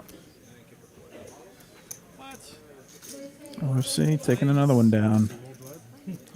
Yeah, he's been quietly going about his business there. Won a few pots now. Including the 8 deuce. I say quietly, including, what was it, 8 deuce or 8-3 earlier on? 8-3. Yeah, 8-3 8-3 with the bluff getting it through, yeah.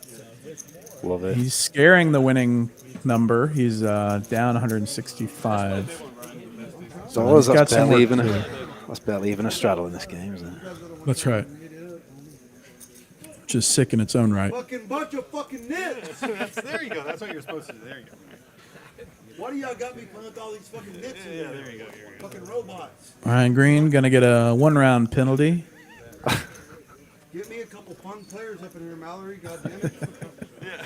Sure, all the other players would object I mean, you could be ironically like to a 1-round penalty. Kitty. Kitty's found a hand. There we go. She's made it 200, and Brian has I'm not gonna say it out loud. more than enough to play with. And Brian rightly, and maybe, Mallory, am I being too obnoxious for you? I don't know the etiquette, but realizing that Kitty's played very few hands, and with her opening pre is pretty strong. Yeah. That's 4 quick checks then. Turn doesn't change much. Brian wants to see where he's at with his pair of 6s. Can't see Phil or Mike sticking Fireman around. Mike, nice flush draw. Oh, I beg your pardon. I didn't see that. Yeah. Well, Mike will definitely stick around then. Sorry, I'm new to this game. You'll get there eventually. You got an hour left to prove yourself. Can't imagine Kitty wanting to fold at this point. She's checked back the flop, but she knows these guys don't exactly need a queen to be 6! betting here. So, oh gosh, 6 is full for Brian Green. he's Absolute miracle on the river. great river card, but unfortunately, no one has enough to pay him. And yeah, Kitty making the pretty easy fold on the river.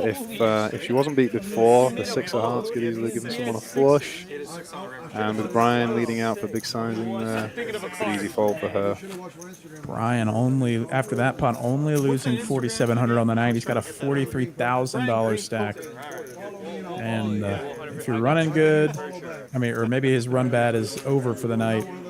He's got plenty of playable chips and is hitting 2 outers. So We'll as see we if said he can before, this is the win. strength of Brian's game. You know, he's played a lot of hands, shown some bluffs, and then when he shows up with good hands, he's going to get action.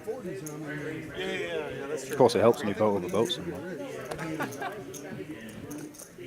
pretty sure I am. People have been telling me since 2016, they're like, you should have had a camera crew following you around on your one drop run. Like, Brian may have considered checking on that river. The backdoor flush completed. The heart flush got there. The hearts out there. That's too long ago. I can't remember. The spades missed. He could have checked and maybe hoped for a bluff from one of the two players or a value bet of something else and gone for a check raise. But he decided to bet himself. And Brian still not slowing down, having flop second pair. This, I guess, in any other context would have a good chance of getting through, but RV Phil with the straight draw. Well, the Phil and Brian show is back for its 16th season. Jack, perfect. What do you know? No mess, no fuss, instant service. Good shot. Oh my gosh. And Brian's going to keep firing. Wow. Surprised Brian Green maybe hasn't picked up on RV Phil's body language.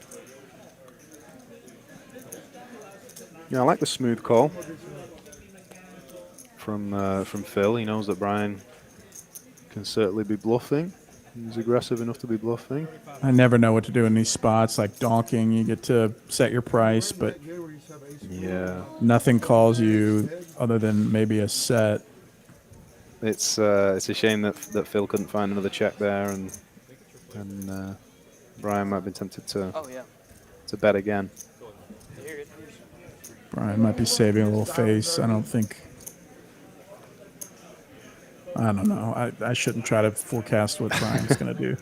I know, right? I mean, I've made that mistake already and been proven wrong straight away. I'm going to go out on a limb and say I don't think that Brian's going to call here. But if I'm wrong, then I'm wrong. He's generally not the type to like actually Hollywood and waste time. So maybe he's actually thinking about this, or maybe he thinks RV Phil can have exactly what can he? Ace 6 of diamonds. He needs exactly ace 6 of diamonds. Ace 8 got there. Ace Queen got there. Even the small cards. Yeah, Ace Jack beats you. I mean, shows the queen. I hope he showed. Did he show the 3 or the queen? No, he showed the 7 or the queen. Okay. He should have shown the 3. That would have been disgusting. The 3 of spades. Yeah, 3 of spades. That's the one to show there. Oh man. Not that he needs to show any. Right. He's now basically at the quarter 100K mark, 25,000 in profit on a 5K buy-in. That's pretty strong. A 5 buy-in upswing. Very strong indeed. Well, if you run good in these big games, you can run it up. Absolutely. There is with the suited Queen Jack. I love a suited Queen Jack. So much potential there. Safeen with a real hand here. Standard 3 bet on the bottom with the pocket 10s. I can sense some action flops here, can you? 100%, especially with RV Phil calling cold in between with 9-6 off.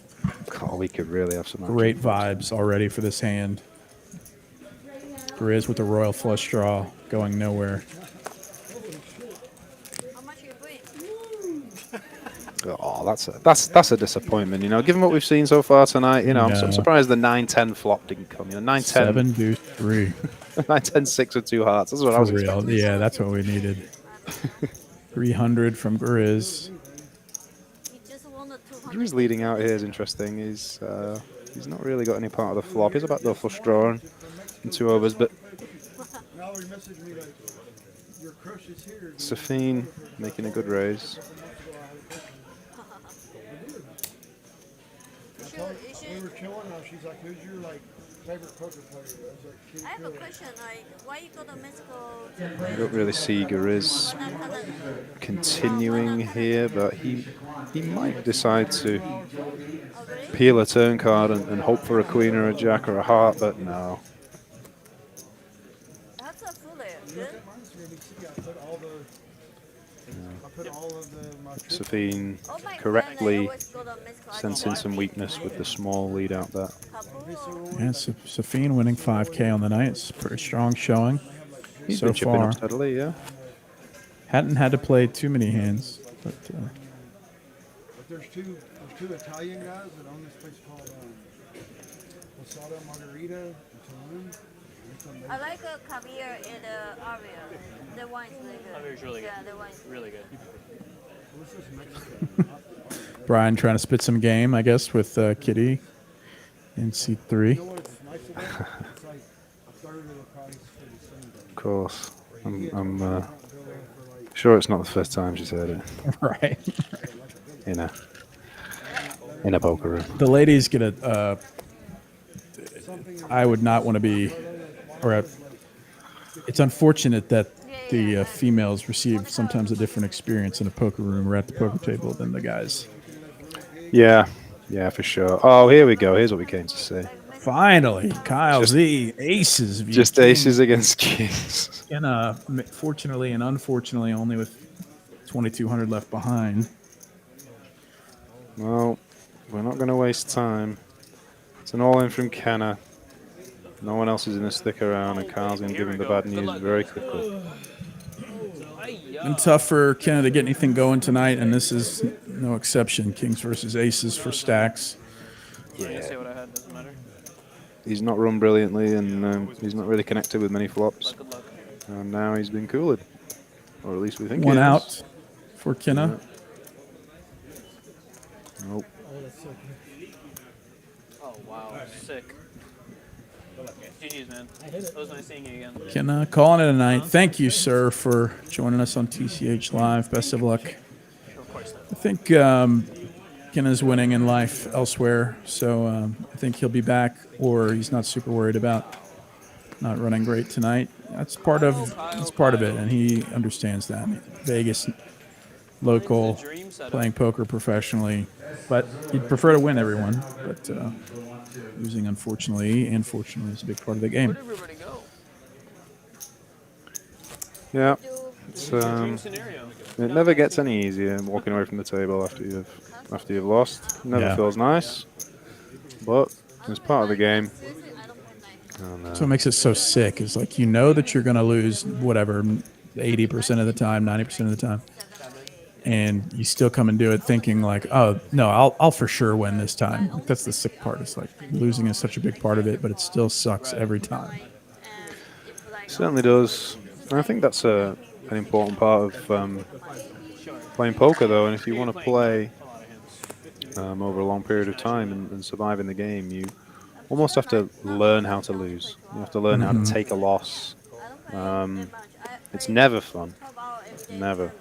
But I think if you can be prepared for it and be mentally robust and take it on the chin, then you give yourself a chance of coming back and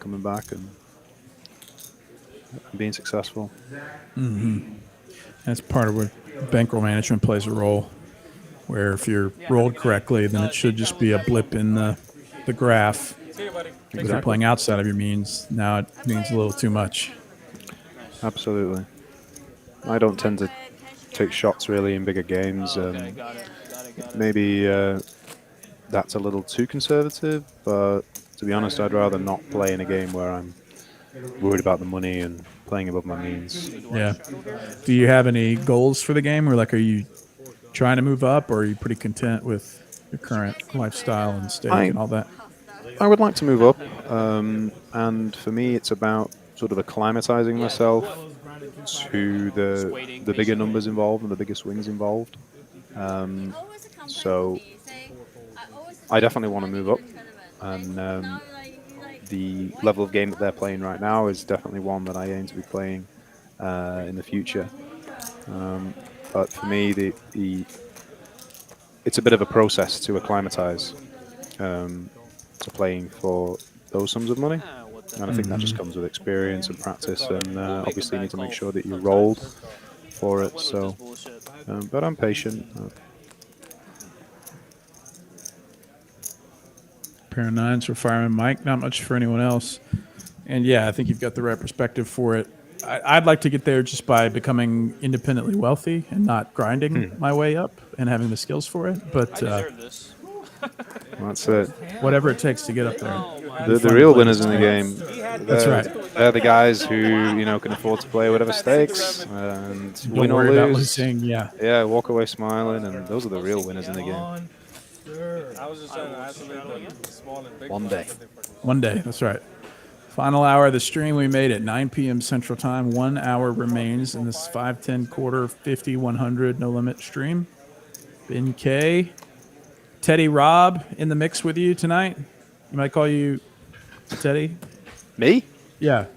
No. Okay. Well, Todd Robinson with us, folks. First time commentator, long time poker pro.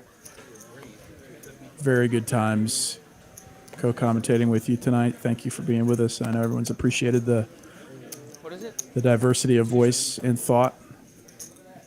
And hope you come back, man. I know it's like you're kind of giving up some equity by not playing, but it's always fun to have a new face and voice in the booth. It's a nice experience. It's certainly been fun, been interesting. I'm happy to do it. Happy to be here. And leave that nickname with me. I'll think about it. I'll let you know. Okay. Pretty nice flop for Safeen, 2 overs in a diamond draw. Yeah. He's Especially facing a bet and a call. He'll be the only one who's really happy to see this flop. I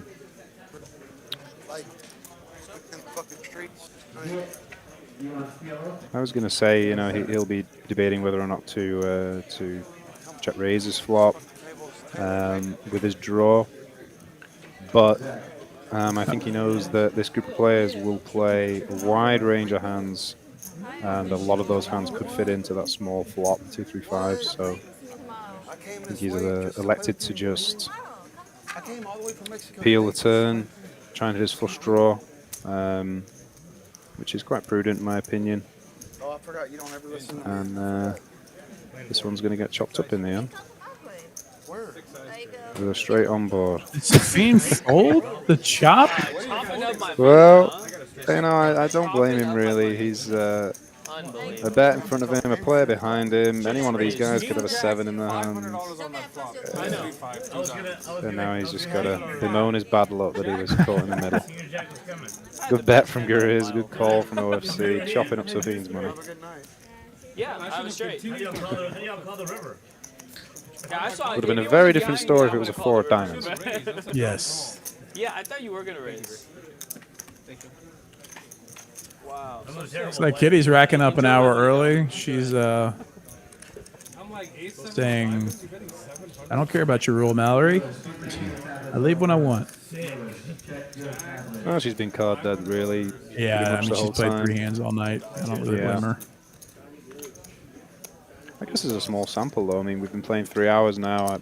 I've certainly had many sessions in the past where I've had to fold for 3 hours because I've just been looking at terrible cards. So, like we were saying earlier on, it's frustrating when you come to a game like this and you come to a good lineup action game and you just don't get the cards to get involved. It's especially if you like drive a long way or fly. Right. Right.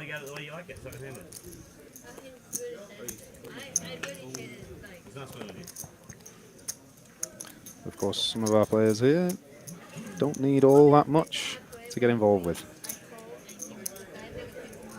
So, it's made for a great game. A wide range of hands here going to the flop. This has got to hit somebody. What happened to Kenny? He left too? He lost. Yeah. King's Ace, aces all in That'll 3 do. Against Kyle. Got an ace for OFC, but 2 pair for Phil. But who's going to bet? Is that 75? Am I seeing that correctly? Are they green chips? $75 bet into the 1200 pot. RV Phil, 7 for 7 versus Brian Green raising it. This puts OFC in a difficult spot, seeing a bet and a call, a bet and a raise in front of him, and he's only got the ace with a weak kicker. I was so focused on Phil. Difficult for him to to really know what's going on, especially playing with two players who play a wide range of hands. Someone could have a better ace, somebody could have flopped a straight, have two pair, anything like that. It's difficult. He doesn't really know what to do, so he's gonna make the fold, which is the right decision in this situation. Meanwhile, Brian has 3-bet this flop. This, it almost feels scripted. Like RV Phil continues to be way at the top versus Brian's chosen times to put money in the pot versus him. Unbelievable. It feels like Brian had this in mind when he bet the very, very small 75 first to act on this flop. He must have been thinking, well, I'm going to bet, inevitably get raised, and I'm going to 3-bet them, which is very, very aggressive and very interesting. But Phil's not in the mood to fold his two pair. So wow, some interesting turn cards. We're 27K effective. Brian might be giving up, and he goes check, check, free card, river, and it's check. Oh my gosh, Brian with some redemption. Brian says, finally, I've got you now this time. Rivering Broadway. He can't check to RV Phil, though. He won't check bet that. There's a very large bet by the looks of it. Brian betting this in case RV Phil's got a set of queens or something. I don't know. Very, very difficult for Phil to call here. I think it's, when I'm in this situation and I'm Phil, I'm just thinking it's far too easy for the other guy to just have a 10, you know, to have some kind of combination. You may have flopped it, you may have had an ace 10, a random 10 bluff, you know, that's now made it. Even aces up beats him, but it's a very, very large bet. Very polar. It's going to be difficult for Phil, but, you know, Phil's not scared money, so. Brian Green defaulting to speech play, knowing he's about to lose it. He makes the right decision, yeah. I feel like maybe Brian could have been paid a smaller bet. You know, if he'd have bet sort of quarter pot, half pot, Phil might have decided to look him up. But that's not Brian's style. Brian will bet big when he has it, and he'll bet big when he doesn't have it. So it makes for some very difficult decisions. You're sleeping. You want something for your sleeping? Little. Scott has some of that for sure. Huh? All right, well, have a good night. It was good seeing you. Thank you for being such a good sport. Warm up the subs. I'm sure we have a substitutes bench for this game. Yeah, there's got to be a list for this one. Kitty, calling it a night. Thank you for joining us, Kitty. Best of luck. GG's. Mm-hmm. Why don't you hop in there? Lend me 20,000, though. Is that all it would take? 20,000? Well, I mean, what would I need to play in that game there? I'd say at least 10, right? Yeah, at least 10, probably more like 30. Yeah. And do I want that seat there next to Brian? Out of position to Brian? So. Brian on your left. Tough seat to play in. Maybe that's why Kitty didn't play many hands. She had Brian playing very aggressively on the left. What are we going to do here? Somebody come after you here at pretense. Yes, it's allowed to tip the dealers, you cheap motherfuckers. If you ask for a Thanks, chop, Brian. to chop a $5 chip in this game, you're a fucking nit. Brian laying the law down on Skydiver Scott in seat 1, new to the game. All right, now move on to talking shit about Kitty. Let's raise it. Go. Start at war. Yep, new player. Skydiver, a fireman, walk into a poker game. Could be a joke in there somewhere. I'm saying for you. Safeen with the cold 4-bet here, the king queen off, sensing that Brian is getting excited and making a move, and he's gone right into Phil. Oh no! So what's Phil gonna do? Oh, he smooth called the 2.4K. I like it. Cold call.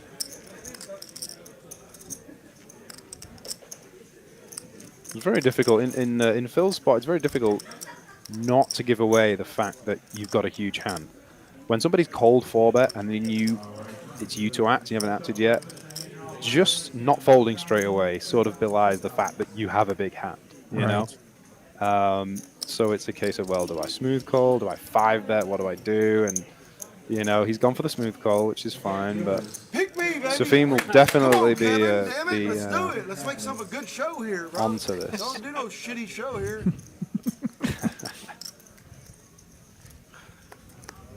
Brian's enjoying I'm all himself about now. making a good show, bro. Come on Don't now. do no shitty show, the man says. Well, a queen or an ace would be quite sick on this turn card. Oh, I'm sorry. I thought Brian had checked. Okay, there he goes. Very, very safe board for Phil. He'll be liking seeing this.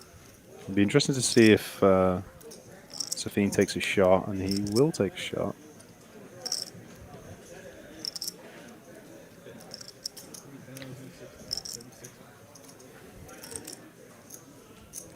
What's up, buddy?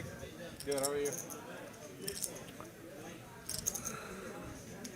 I'd very much like to see a smooth call from Phil to give Safeen another chance to bluff on the river. But will Phil decide that now's the time to drop the hammer? Gosh, this is such a great spot for RV Phil. Yeah. Huge pot to continue. I mean, this is such a 94% in a three-way pot and an 11K in the middle. Pretty strong. Yeah. He's put on a great performance there as well. The long think and the smooth call. I'm buying it. I can see his hand and I want to. Right, right. It's like, oh, he must not have much. Yeah.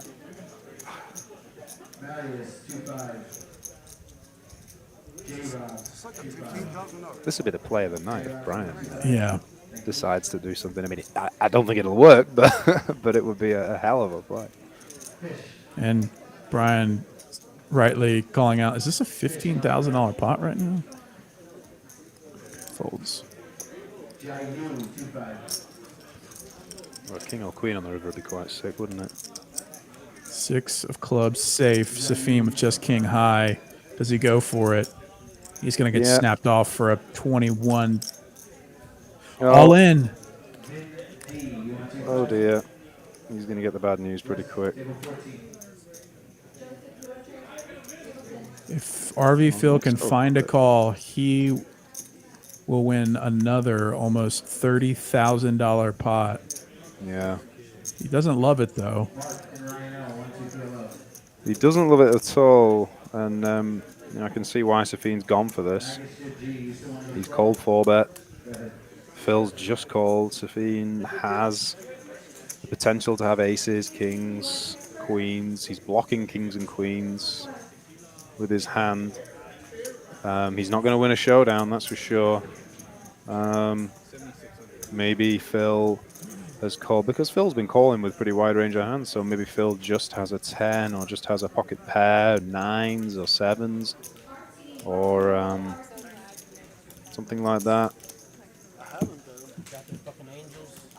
Phil's obviously very worried about Safeen. I mean, aces. And RV Phil knows that he's having an amazing night. Like, he would hate to donate $10,000 back of his winnings. That he's definitely concerned. I don't know him personally. I'm assuming it's not lost on him that he's winning 5 or 6 buy-ins right now. Possibly. That might be part of his thought process. It certainly would be for some players. I don't know about Phil personally, but it might just be that he really, really thinks Safeen might have aces. So no hugs all around or what, man? I thought we were boys. I thought we hugged it out when we saw 7.8K you like, jam into what, about 15, just under $15,000 pot. So, are you like, oh, there he is. And he makes the calls. call. Wow. Yeah. Yeah. A $30,000 pot straight up headed over to RV Phil, adding an additional $16,000 to his stack in the final 45 minutes of the stream. I didn't think he was that strong. And he Very, might be very good sending day Safeen indeed. to the rail. So I'm guessing 35. I'm guessing 35. Call 35 if I should. Unbelievable. $38,000 winner is RV Phil and sends Safeen to the rail. GG's. You don't blame him. That is brutal. Oh. Yeah. No, he went for it. He had the guts and he went for it. Yeah, you respect the heart, but also like just a brutal result for him. I think that he was probably expecting Phil to have a weaker hand than Phil had. Phil was very much, well, I mean, aces obviously would have been the top of his range, but he was very, very, very high up his range with kings. I think that given the action we've seen so far tonight, Phil could have been calling that 4-bet there with smaller pairs, maybe some 10 combinations like an ace-10 or a jack-10 suited or something like that, which he may have laid down, you know, if Safeen bluffed the turn and bluffed the river. So I think if Safeen knew that Phil had kings, he wouldn't have tried it. But I think from Safeen's point of view, Phil could have had a much weaker hand than he did. But it's a great night for Phil. Great night for Phil, and really entertaining one for us as well to watch some of these crazy setups for our guy RV Phil. Yeah, I mean, you know, he kind of got. Absolutely, it's the Phil show. If he would have came along like 5 or 6 years later, he could have got away with all that attitude he has. He just had too much attitude. And he has the best hand again Nowadays, here. they know how to deal with that. Rich white guys don't like loud black guys. He just needed to learn how to stay in his but he's already like. We do not endorse whatever the players are saying on stream. They are. Because he gets political and he doesn't know what the hell he's talking about. I hate when like one of the greatest athletes of the world or a celebrity starts talking about politics. Like LeBron's talking about. It's getting political. Black Lives Matter. We got to stay out of this. Yeah. And he doesn't live in the ghetto. He lives in a $15 million house in Bel Air. Got 2 empty seats. The game has dwindled. RV Phil is making short order with basically everyone that's sat down. He is dispatching them all, isn't he? Sending them to the rail. I'm sure we have more willing players. Excuse me. I bet you they turned mine off a long time ago.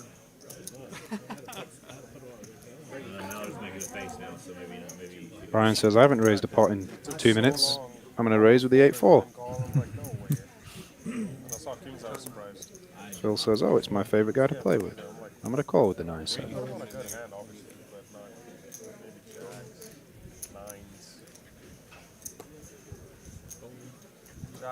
Jacks was like my top tier. No. He could have had that, but then obviously he snapped, right? So since he didn't snap, then he put him on jack. I did not say all in, RV. Phil with the open ender here. And Brian with middle pair. And oh, wow. That's an interesting turn card. That has given Phil the nuts.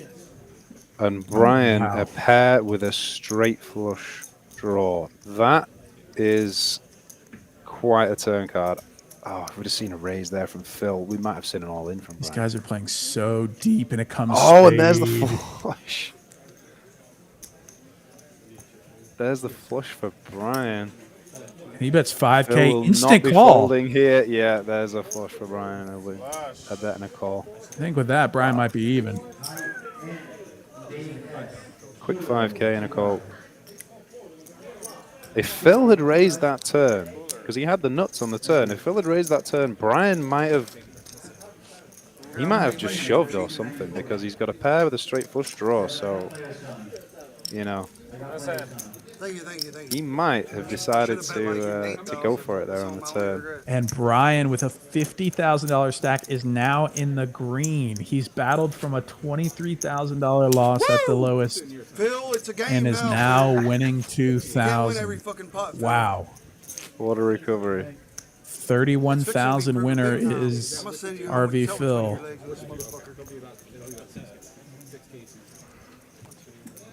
Oh, here comes German Moneymaker. German Moneymaker in the mix. Oh, okay. He's been studying everyone else now. He's here to crush. Maybe I can get him back. yeah. Now, jibe in the now comments. he's subjecting himself. Come on, let's see how you play poker. He's in between a rock and a hard place there, between Phil and Brian, who are going at each other. He's going to have to fasten his seatbelt and prepare for a rough ride in that seat, I think. You know, all the rich people just got funded. Exactly. I could have got more. I could have got like 7.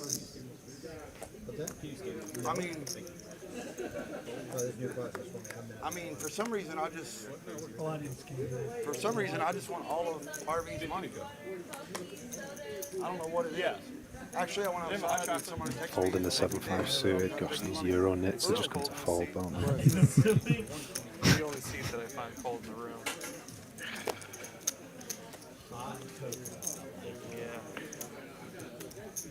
What I want to do is like have a stream and then have a cage match. There is with a pair of 9s here in a squeeze spot, and he is going to squeeze. I like to see it. Fireman Mike is going to have a little adventure on the button with the 6 deuce suited. An OFC in between with the 10-8 off. No, not that cage. But I'll play you heads up. Hell no. Nothing really for anyone on the flop. 9's still best. 2 overs though, isn't that what you want to see when you got a pair of 9s? Sure, I'll top up. But Match the stack. I'm 49 years old and no one will fight me in the fucking cage. I'm 44, no. Generally, when a guy is begging to fight someone in the cage, it's best to not make them up on that. That's my feelings too. OFC making an interesting call there on the flop. He's obviously called with some plans in mind. And I think if he's planning on trying to take this pot away with a bluff, then that's a pretty ideal run out to do it against Guriz's hand. So that wasn't that fun. I misread my hand. I was there for weeks, so that kind of took a lot out of it. Was really fun. No? I misread No? my hand. Okay. I had 9-10. In my hand. I'm surprised there. I'm not quite sure what happened. It was okay, but it rained like for 3 days straight. Made it easy for Guriz. It was all right. Was 10-9 good? Oh, it was an easy one. Yeah, so I fold. For sure. Like, it'd be super sick if 10-9 was good.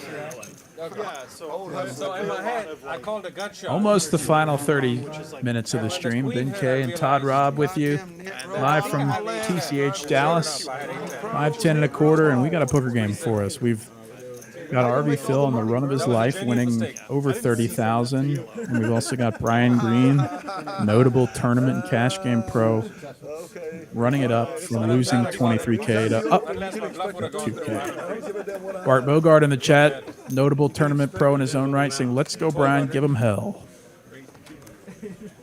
Because I'm betting my straight. He's certainly been on quite the roller coaster the last few hours, hasn't he, Brian? Down, what, 25K, now back to winning a couple of thousand?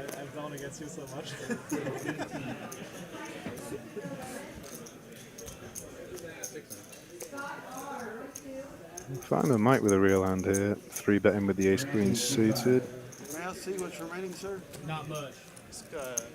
Thailand about 15. legalized marijuana, so it was like really fun. Fireman Mike, nice hand, ace queen suited. Haven't heard much from him tonight. Thank you. Follow me on Instagram. Yep, he's in a good spot here in position with a superior hand, and no help for either of them, but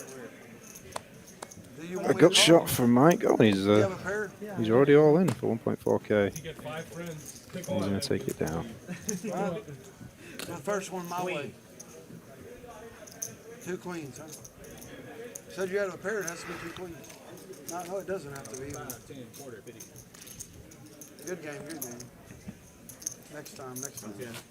I'm and Mike feeling quite short stack probably against the 37k stack sat next to him. Tell me anytime you can. Woo! Look at that! Hey, y'all know I'm action now. If I can get him to do that. 200. Kyle's like, I'm impressed. Is this 200 blind? Come on. 200 blind? Wow. Oh yeah. 200 straddle. I'd love to see it. And it's the big winner doing it. Why not? Y'all are lucky I'm not in the place for the 800. I'll put it in without the 400. That last hand was the best hand I've had since sitting here. So Could this be the big pot between Phil and Brian on a We 200 need at least a straddle? 40k pot. We've seen 230s. Now I'm getting a little greedy, but I'd love to see a 40k. I only got 50 in. Shit, I better get out of there. Well, OFC's Limit with the ace deuce suited, and Kyle, that's pretty spicy raise with the 10 deuce He gets in that mood. You better on the button. look out. It depends on how much money we're making at the given time. You know? That's what it really. What can I do? Phil deciding to lead out here small with the middle pair, and OFC's caught his ace. So I'm not sure if Kyle Even if you got aces, you wants to forget about continue, it. but he doesn't. You dump it. I'm just on 5 bet. It's already all in. I was all in on the 3 bet. What was the biggest straddle you ever put on? The biggest straddle I've ever put on? RV Phil might be tempted, but his deuce of diamonds here. It's a very small bet, so he's going to see a river. Oh, and what do you know? It's the Phil show. It's the Phil show indeed. Deuce of diamonds. Yeah. Good enough. OFC giving up. OFC will feel sick. I didn't think you worked. Thank you so much. I thought you were just golfing and shit. How did I let him beat me with this hand? You gotta print money? And he continues to stack cheddar. I was going to say, just one more pot for Phil. They just print American dollars and fucking give them to everybody. Yeah. They're like, here, we got the Golly, man. plates. We'll just print off a billion. Winning 35,000 on a 5k buy-in. That is just amazing. Yeah. Welcome to Dallas. And like no one else is close to the performance he's had tonight. I mean, the next largest winner is 4,000 in Gariz. It's just crazy. That is true, yeah. No one's even close. Scooping up all the money. Everybody's got it on lockdown. Just fucking playing like top fucking 8 starting games and shit. Folding like they're playing a $200 tournament. So is this the first pot that we've seen Randy play here? I think so. Randy with quite the sense of style. Yeah. It's 3-bet in there with the King-9 suited. Yeah, Phil's not folding a pocket pair for a measly $800, is he? An OFC, this is adventurous. He flops okay. Unfortunately, he might get value owned by RV Phil with the 2 5s. Or Randy has continuing missed. with the King-9 high. Yeah. Backdoor flush draw for Randy. And now it becomes a big thing on Instagram. Can't imagine Phil folding here. If you call before the flop and you see a flop like this, you're going to continue with the pocket 5s. OFC gets the message. Doesn't give action and she leaves early every time. 3 hearts is an interesting card. That's giving Randy some more outs. I already know. I told her that to her face. I said, hey, bro, but I'm Scott, I'm more sexy than her, though. But come on, bro. I mean, fuck. Look at me. And a river bluff. 1,500 from Randy. RV Phil is not the one tonight. So far, most bluffs haven't gotten through, but versus a new player, RV Phil might. Possibly. And he And gets it a gets fold. through. Okay. It's quite a smallish bet too. 1,500 into what, 48? 4,900. Interesting. It's amazing, like, the money you can make these days just putting yourself out there. No doubt about that. He's teaching you. I'm listening. I mean, people been telling me for years, dude, I don't know why you don't carry a fucking camera everywhere around. Hey, look at that. Woo, wait. Scott, what? 400 is on. Gee whiz. I was going to say, they're trying to get it all the way around the table. Oh, shit, man. We got all the way to I've seen Scott put the big ones on, but 800 is pretty strong. I don't know if I've seen that. I don't think I've ever seen Kyle say no yet. Yeah, you don't say no. This was unsolicited, actually. Well, this will be interesting. Wow, there you go. That's even better. 400 straddle. Surprise me, though. You give action. Who needs high stakes poker? Right. We've got our own version right here. 400 here. Dallas, Texas. Thanks for the aces, by the way. I appreciate that, buddy. It's gonna look weird. It's like a $1,700 raise from Brian Green. I don't see any info on his hand just yet, so this will be a fun one. Looks like it misread Randy's hand, who folded. Second guess Brian's hand. How are you going to do that? It's like there you go. 7-3. Here we go. Now we got a poker game, folks. Hand 82, 30 minutes remaining, and we're just now reaching our stride. If you had to guess his hand there without seeing it, how far up the list would 7-3 have been? Oh man, I think I'm loser on that bet. 7-3, dude. Pretty far down my list. So that's a very Brian Green hand. It's been a very, very entertaining game. I think we've been treated. We've seen a few coolers. We've seen some bluffs. Yeah, you picked a good one to hop into. Sometimes it can be a little snoozy, but this one is not disappointed, and it's definitely delivered in terms of entertainment value. A lot of characters. Brian Green putting on a show. RV Phil printing money from Brian Green, and now we got the German moneymaker in the mix. Okay, so he's threw back to 1,000 with a king and a mystery card. You can find, dude. A dude that can't complete a sentence. Is Brian going to peel the flop with 10-7 suited? Here we go again. I told you, man, not to fuck around today, man. Not in the mood. I don't think German moneymaker is super concerned. I think he knows to expect a wide range of different hands from Brian, so he's probably been watching the stream. Brian's apt to donk at this on any board that he feels like he's... Okay, well, without me seeing it, check. Ace of Hearts, great card for moneymaker. Well, the check back from moneymaker suggests to me that he's got ace king, and that ace could well have hit him.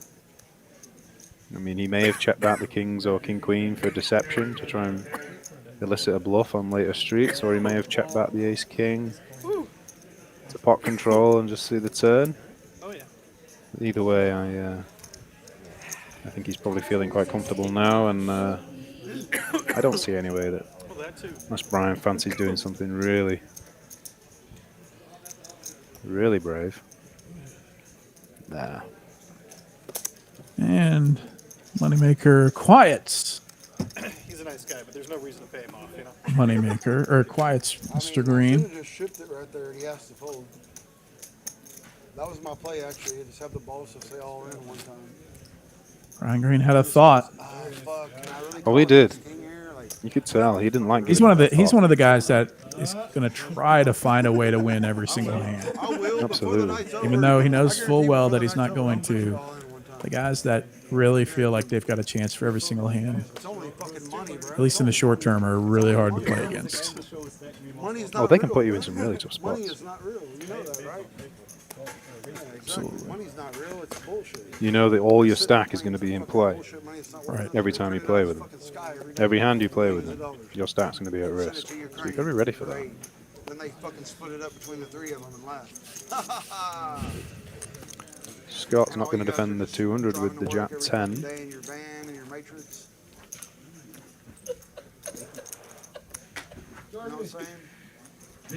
Really, I want to fucking win the fucking real men in America are going to come back. There's no fucking real men left. I do. I go to used to. If I went to a poker room and challenge. Maybe we should have got them drinking 2 hours before the stream started.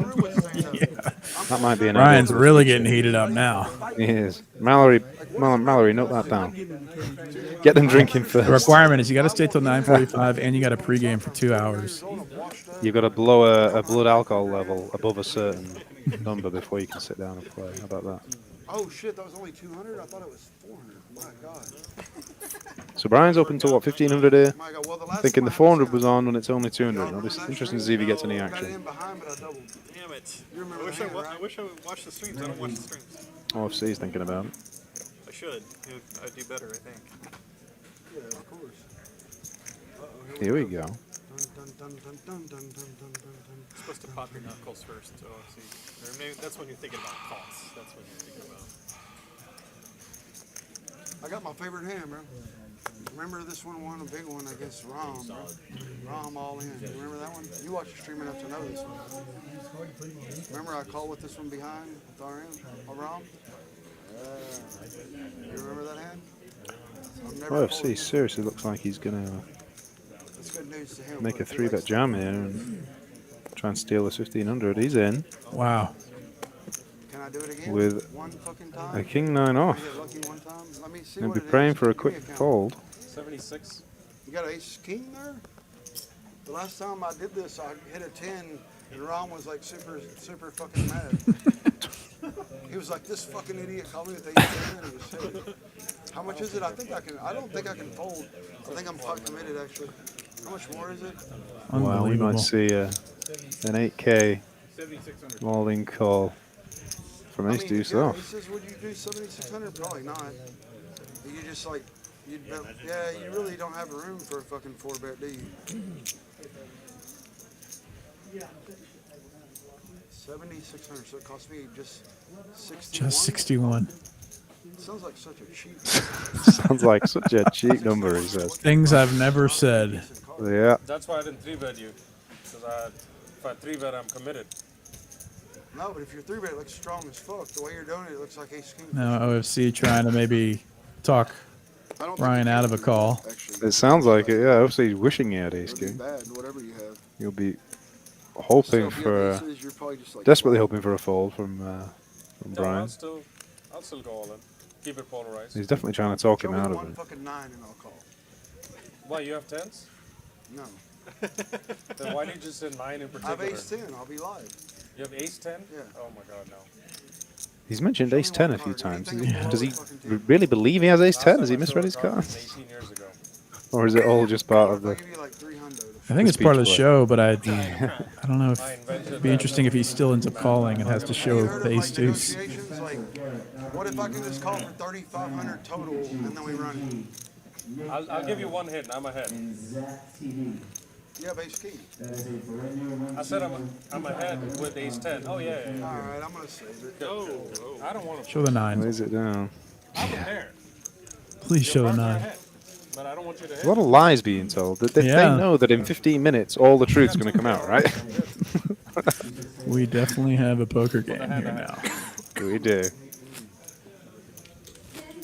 But I had a See, interesting that OFC picked the King 9 to 3-bet jam with there. I mean, he was definitely that just seems playing super random. Yeah, definitely just playing the position. I think he was aware that Brian had opened a lot larger than he would normally because he thought the 400 was on. Oh, and so maybe he's taking advantage of the misclick. Yeah, I think he was taking advantage of basically Brian's mistaken over bet. Yeah. Risky, but it worked out and it made him over $1,500. Straddling 800 now. I'm in Dallas straddling 800. I'm just in the Dallas game straddling 800 now. Yeah, I thought I was going to play 1-2 and I'm over here in the fucking live stream game straddling 800.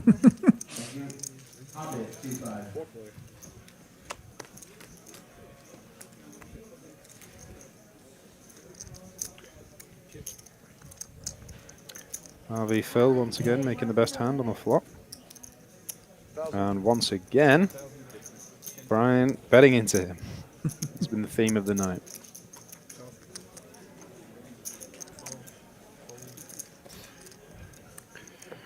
Bottom pair for Brian. He'll need some help.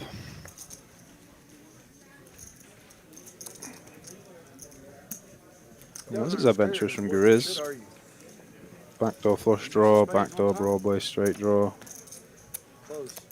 Overcalling. Again, players, if you will go for that 2-5-1-23, please make your way over there, lock up those seats, get some great cards in the air, or we will move on to the next games on the list. Brian gets the message. Interesting that Phil decides not to bet his hand and makes 2 pair on the river. Might have been an opportunity there for Phil to bet and get some value from some flush draws, straight draws, maybe a queen. And the river's checked through. Nobody fancied bluffing. You might have thought Gariz may have decided to bluff that river, try and represent the flush, but an easy win for They're calling me with King 8 for Phil. $1,000 Kevin. Like, you got to help me out a little bit, bro. RV Phil headed towards 40K in profit now after that win, continuing to dominate. I mean, this is, if he can make it another 20 minutes, this will be a super dominating performance. Absolutely. Everything's gone his way so far tonight. I don't remember him really losing a big one. Oh, he really hadn't. I mean, he lost a pretty sizable one against Brian 30 minutes ago or so with the flush over straight, but... Oh yeah, he called 5K on the river, didn't he? That's the only one, isn't it? I think so. Yeah. So Moneymaker's getting involved. 7-5, no good, but 7-6, we raise.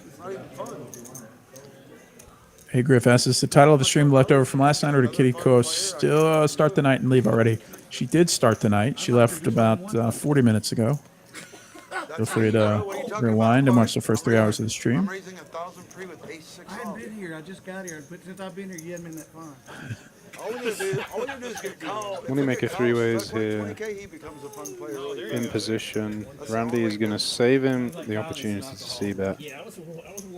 And lead out. Just give Kyle a big cooler where he just gets fucked for like a 5 I've been interested to see whether or not Moneymaker did decide to see bet there 3-ways with no equity. I mean, this fucker down here has been playing tight tonight too. But there's one night I played here, he was But he Randy let out, he 3-bet the Jack 10 suited and the one other 2 night on players me real folded. big and then hit both runouts on open for a huge fucking Oh yeah, I remember that. Brian has not stopped for like the last hour. He has not stopped, has he? But it also makes our job pretty easy. Sorry. Absolutely. So fucking wrong, man. I'm pretty sure this place fucking cheats. Disagree. Yeah, we have to jump in there, don't we? TCH Dallas is a fair game. As fair as they come. Absolutely. And I do not tell a lie. Let's see exact thing I want. 2 ace-9 suited here. Suited 6-7 for Kyle. Diamonds, spades, hearts, clubs, all being represented here. We all know your favorite hand. I like Somebody's going to make a flush. No, if you knew my favorite hand, you would have fucking 3-bet me. I'm taking the clubs. I'll take the king. You take the hearts. Go ahead. Oh, and So I'll let's take predict- Fireman Mike. There you go. Someone else wants a flush draw. There we go. This will be interesting now. A little action. Little improvement for a lot of players. Top pair for Brian. Double gutter for RV Phil. Top pair for Fireman Mike. And Nut Heart draw continues. This could be a saucy one. Good. Double gutter for Phil. He's going nowhere. And it'll be interesting to see. I know that Mike has a short. Yeah, he's going all in. Yeah. I can't imagine that Brian's going to fold his ace. And I can't imagine by that point Phil will be getting a pretty good price. Does that go into my table or no? To draw it is straight. I'm driving. How much is it? Give me a count. It's a very small, and he's bet 550, and then he's all in for 1.9k. So can't imagine that Brian can never think about folding here. He calls and nope, Phil doesn't like it. Brian getting free rolled. Yeah. He's gonna at least chop, or maybe double up. 2 times. This is beneficial for Fireman Mike. I think. So chop it up for the first board, and chop it up. I think they agreed to run twice before they showed each other their hands. Yeah. No, he can't. Let you get one fucking heart. He could have quartered him. Mm-hmm. I mean, I guess he still had the chance of scooping, I guess, but really good spot to at least quarter. Yeah, nice to get it in knowing you're free rolling. Hey, I got a rule, bro. If you chop with me, you got to give the dealer a green chip. I'm good with that. How about flipping for high? How about flipping high card? Nah, just fucking hook the dealer up. These guys are working hard in here, bro. Every day for you. These guys can't. You can't play this game without this guy, bro. Brian's sentiment has changed regarding the dealers now that he's winning. He likes this dealer, yeah. Very much an advocate for dealers getting good tips. Oh, sorry, Brian's not winning anymore. Down 1,700, but basically well, even. Compared with 25,000, that's right. It's been quite the showing from him.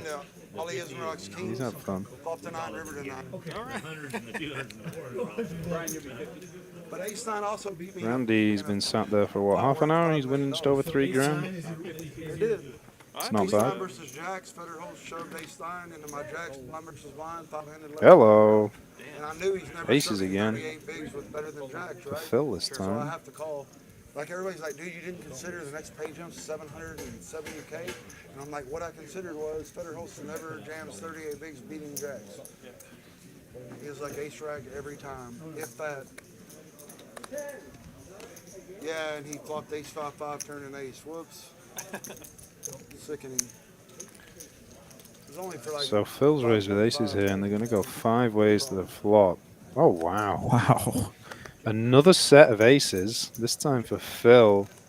OFC's flopped a gut shot and a flush draw. Wheel and spade draw for OFC. Yeah, this one could get interesting. And OFC's been playing pretty aggro, so I can imagine that... Brian betting out. Yeah, Brian has definitely brought a knife to a gunfight here. Phil with a really nice smooth call. When you said you had a flush draw, you didn't say you had an ace with it. What the fuck? That's not fair, bro. I thought, oh, OFC just calling here. I thought that he might have used this hand to make a move, but he decided just to overcall. Great card for Phil there. Yeah, really nice good safe card. No, no horrible wheel straight card. No spade. I think Brian's got the message now that he's in trouble this hand.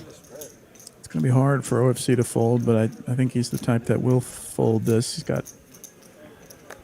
I don't know. I was actually thinking the opposite, whether or not he's going to... Oh, okay. Score 1 for you. I wondered whether or not he was going to maybe call the flop and then maybe try and make a move on the turn. Yeah, I guess he's got a shovable stack size. Maybe that was his only move. That's what I was thinking mostly. But I think that's going to be the end of this hand now. Unless Brian mistakes his clubs for spades. Yeah, that would be an interesting element to the night. I don't think that's going to happen. You got me, bro. I'm gonna let this baby ace there or something. Ooh, Phil shows a set of aces saying, yeah, whatever you did would not have worked. We could have, that would have been amazing. First $80,000 pot in like a year and a half. Well, we've still got 10 minutes. Still got 10 minutes, and the way things are going, I think we've got a better shot than most. We've got 10 minutes. We've got a active table. And any single hand, every single hand's an independent event, so this could be the one. Could be. Setting up the YouTube clip very nicely, saying this could be the one. Y'all know I didn't fold no fucking ace, sir. Give me a break. Brian's saying, I fold an ace on a nit. Kind of nitty to fold the queen 7 high there on the turn. Yeah, right. I'm not that good. I do 5 spades. What is there, 125 out there? Let's play for 700. Three-piece coming from the 10-6 suited. Oh, he's in the mood. I just want to fill my gas tank up. Right? I'll call you, check it all the way down. Hell no. That's no fucking deal. Kira says, I'll call you. You check it all the way down. Not a chance. I don't know what to tell you. Tried to give you $700. Have you not Not met a Brian chance. before? Yeah. He doesn't check stuff down. Checking it down, does it? But I can bluff, but I got fucking 30K. I can bluff you, and maybe you don't want to lose 10K. Well, Brian's absolutely hit the nail on the head. That's his play style. He plays deep, he's comfortable playing with a big stack, and he can sense when a player's not as comfortable as he is. And he said it right there himself. He says, I've got 30K, I can bluff you. Maybe you don't want to 100%. lose. Hit the nail on the head. And he basically told everyone his strategy, and the issue for the rest of the players is that he's pretty good at executing it. He is, and I mean, it's no secret.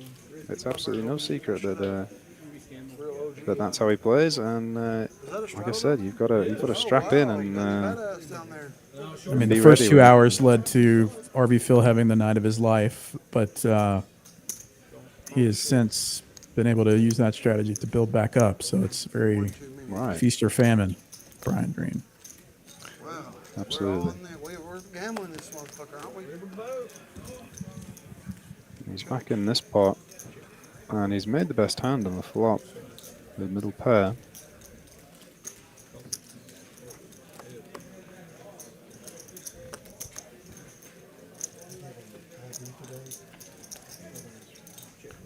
Ball getting worse for him. A Broadway straight draw for Scott now.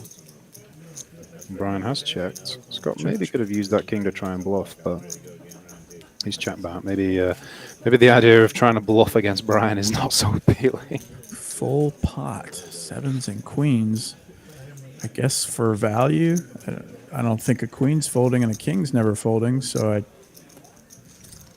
yeah, I'm not sure if that's a bluff, a value bet, or what. I don't know. Brian's just But it loves to works. bet, and it's a bet. Making it happen.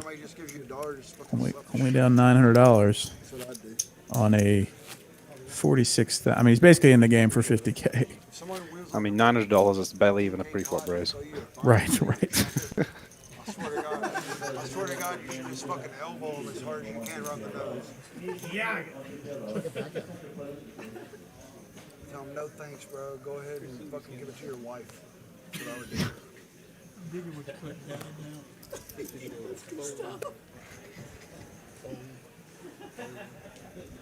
200 from Gariz. How much is it? Ryan. I can't resist the price. Not many hands he doesn't like. Yeah, he doesn't like to fold. He doesn't play the 9-10 off. And Phil.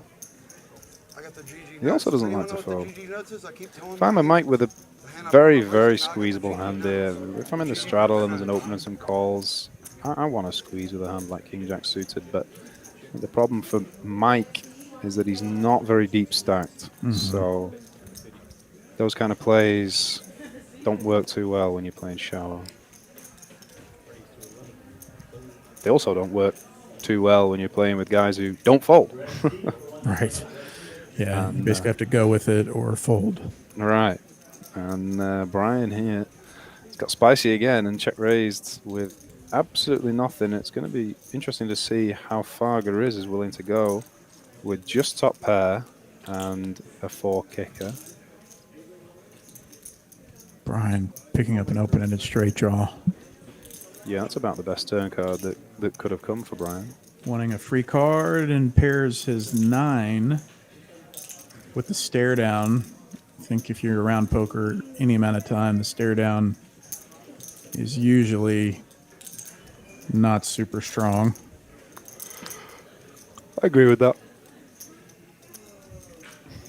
Some players are good at reversing it a bit, but at face value, generally I interpret a stare down as, why are you staring me down when it's on me to act? Gariz interestingly going for the bet here. Let me see. Okay, so Brian did check to him, yeah, okay. I couldn't see just from where the button was placed. If Gariz Grizz was in position or not. So yeah, Brian's checked the river and Grizz has bet. I was going to say if Grizz was out of position, I would have much preferred checking to Brian with this hand. You know, looking to check call the bluff and not opening yourself up to being raised. But strike all of that because he's in position, and Brian has checked twice to him now. So value bet here from Grizz. Hoping to get paid by a jack or by some random bluff that's hit a pair, which is exactly what Brian has. Yeah, you got a set of jacks. I can't call it my ace-8. Brian claiming he had ace-8. You've got a set of jacks. I'm Just not calling rating him it for a set of jacks. Like it's so easy to make. Yeah. He's got some great table talk, hasn't he, Brian? RV Phil winning 36,000. Yeah, it's the Phil show. The Phil show. Wonder how much RV 36,000 can buy. I imagine that's a pretty nice RV, right? Or at least you used RV. Yeah, I think so. I can't fuck friends. They don't help me I out. bet he doesn't live in an RV. He's like, wait a minute. His face. I don't believe in that shit. Randy ace-3 suited. Folded to him. Yeah. Looks like he wants to open it. Nice little hand to open up with, yeah. 100 up to 600, though, is quite a big raise, but I guess any kind of standard sizings are out of the window in a game like this. OFC with ace-queen off. It's just going to make the call.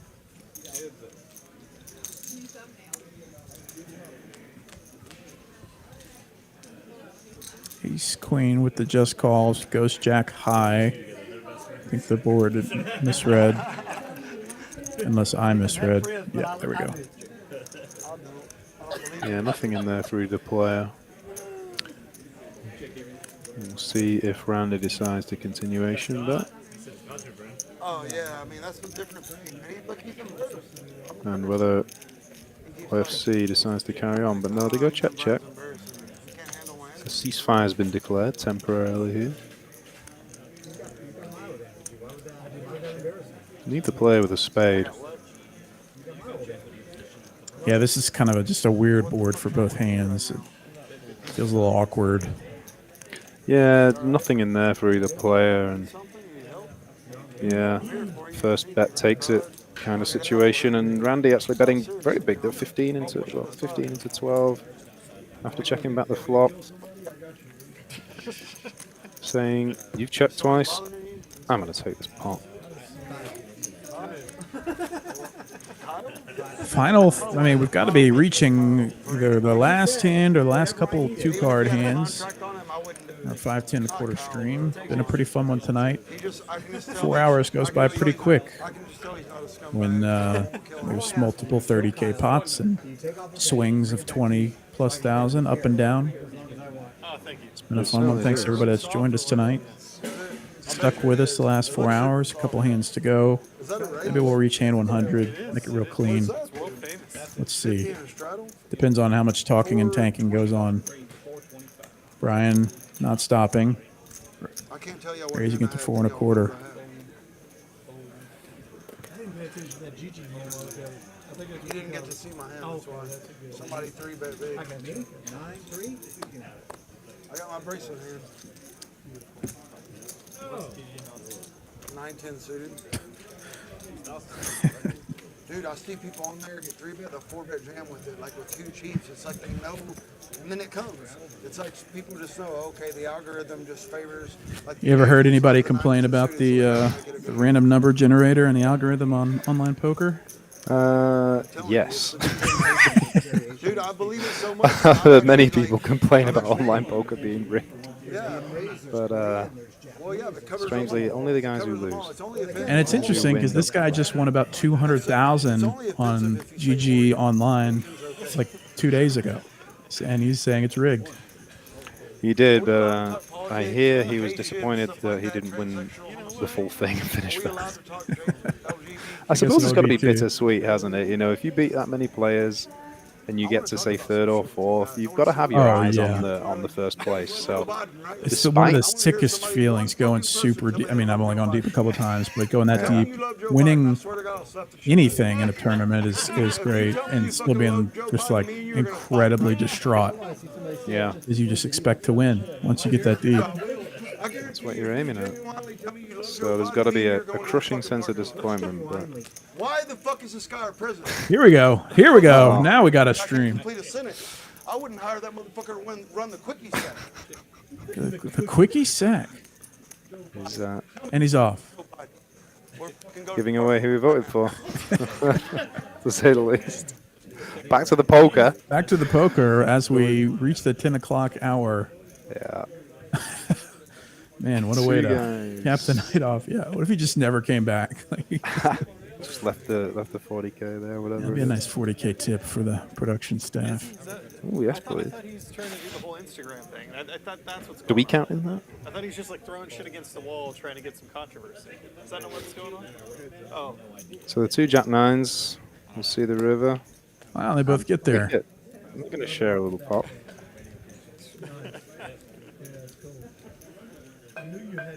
Don't get too excited, Chris. Yeah. I can feel the excitement, but see how Germans handle a chop pot.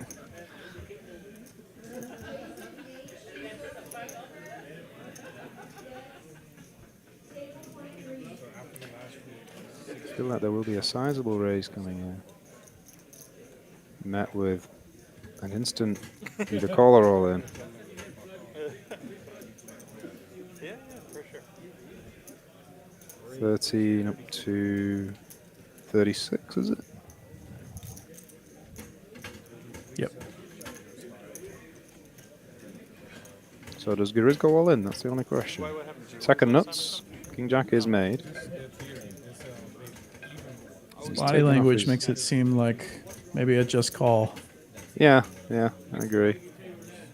Making it seem like he's uncomfortable, but it's a pretty easy call. I don't think he's going to feel under too much pressure here. Who are they, though? Just friends. Do they play? Are you sure? Because like if it's just like friends that kind of. Chris, of course, will be loving this. Okay. If it's just your home game, don't listen.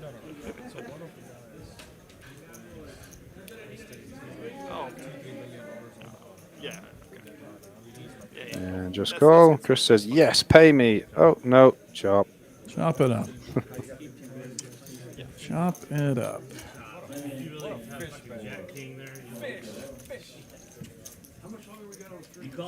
It's got to be close to the final hand of the stream. I'd be shocked if they play another one. No, I'm calling him a fish. We shall see. Last hand? How many hands we got left? That's it. One hand? Yeah. And y'all are going to play after, right? Double the stake. Double the stake, he says. Absolutely. Now he's got even. He's got his eyes on Phil's $40,000. He wants to keep playing. Golly. So maybe we are playing one more two-card hand. Thanks to everybody that's joined us for the last 4 hours. It's been Kay, Todd Robinson with you. Hope you've enjoyed yourselves. Hope you've learned something, or at least just been entertained. I know we have been both. So thank you, as always, for supporting the stream, hitting the like button, subscribing, all that good stuff. Randy, Ace King, and some real outfit swag. Raising it to 450. The coolest guy at the gym. 100%. RV Phil, though, wants to play the last hand with the Queen 9 ball. Well, why not when every other hand's gone so well? That's right. He's leaving money on the table by folding.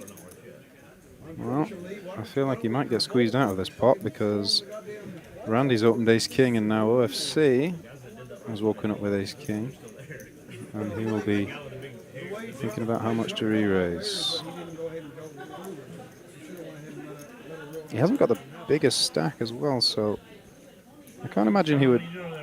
Yeah, he's not just going to shove, but it's going to be a really sizable raise that should send the message to the rest of the table. I'm not folding. My stack is in this hand.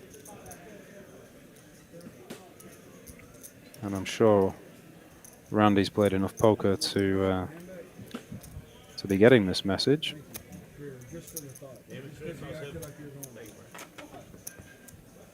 And he'll be thinking, do I want to play for around 10,000, is it? A little less. How much does OFC have? Oh, 6.3, there it is. Honestly, Brian, they don't even watch anymore. They just gamble their TCH loyalty points. They don't really watch anymore. They just gamble in the chat. They gamble the TCH loyalty points. Oh, yeah? It's true. I didn't know that. Oh yeah, these loyalty points people go crazy for. I never had any loyalty points. Gotta get in there, watch more streams, You're super right. chat for some extra points. Maybe I will. So Randy's made the call here, just the call, no 4-bet. Oh, Phil's feeling it. He's not missed the last hand. Queen 9 off. Oh, okay. Mike's in for the last hand with a Queen 7 suited. A He's gonna gamble. $10,000 pot 4 ways. So how much is Mike in for?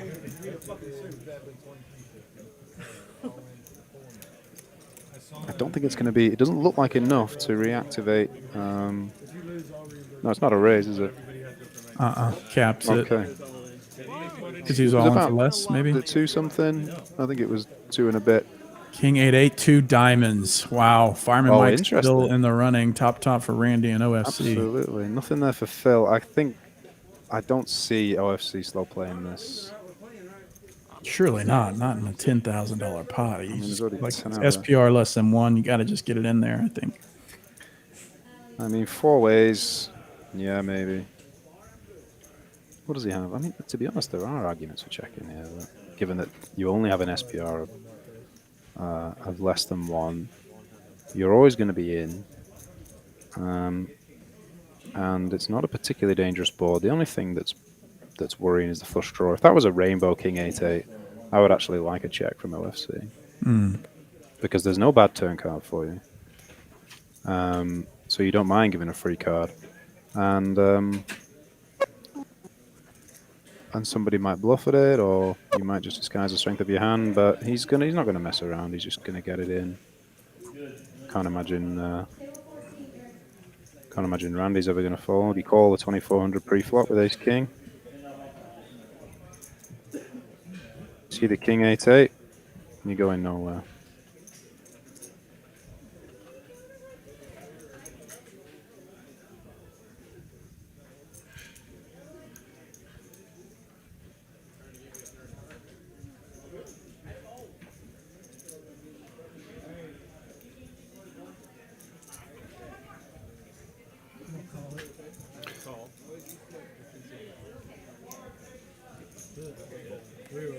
Wow, 3-way action, $22,000 pot, Fireman Mike with a little bit of hope.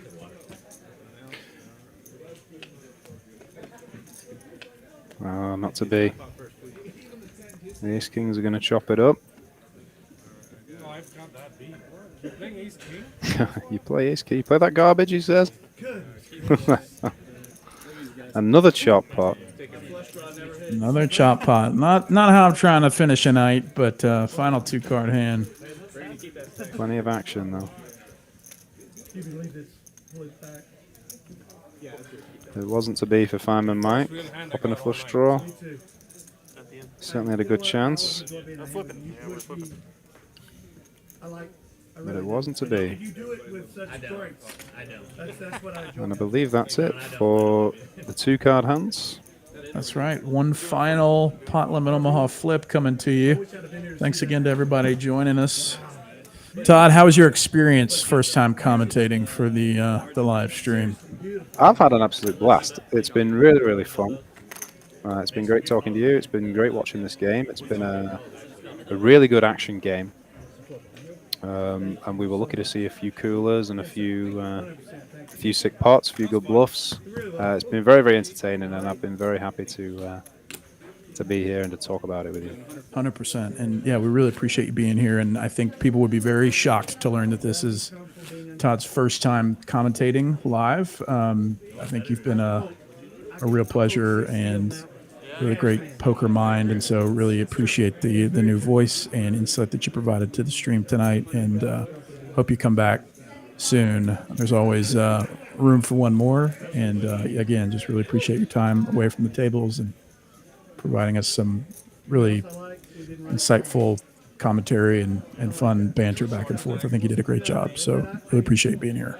Thank you very much, Ben. It was a pleasure. So as we wrap up the night, that's going to do it for us from Texas Card House. This 4 cards face down, 5 cards face up. Luckiest player wins. As we wrap up the stream for this Wednesday night, high stakes. I mean, generally Wednesday nights are for mid stakes, but this turned pretty high pretty quick. So thanks to all the players and the staff that put this really entertaining stream on for the last 4 hours. Thanks to everyone in the chat. Always entertaining in their own right. Thanks for the good questions and engagement and the gambling of the loyalty points, I guess. I'm dead. And yeah, maybe more food pod commentary for the next one. Thank you to everyone that's still out there watching. Let's see who takes it down. Looks like German Moneymaker with 7 ace for trip 7s is going to win the last $700 pot of the night. All right. That's going to do it for us here from Dallas. For Todd and myself and the rest of the TCH team, we really appreciate you joining us tonight. And until next time.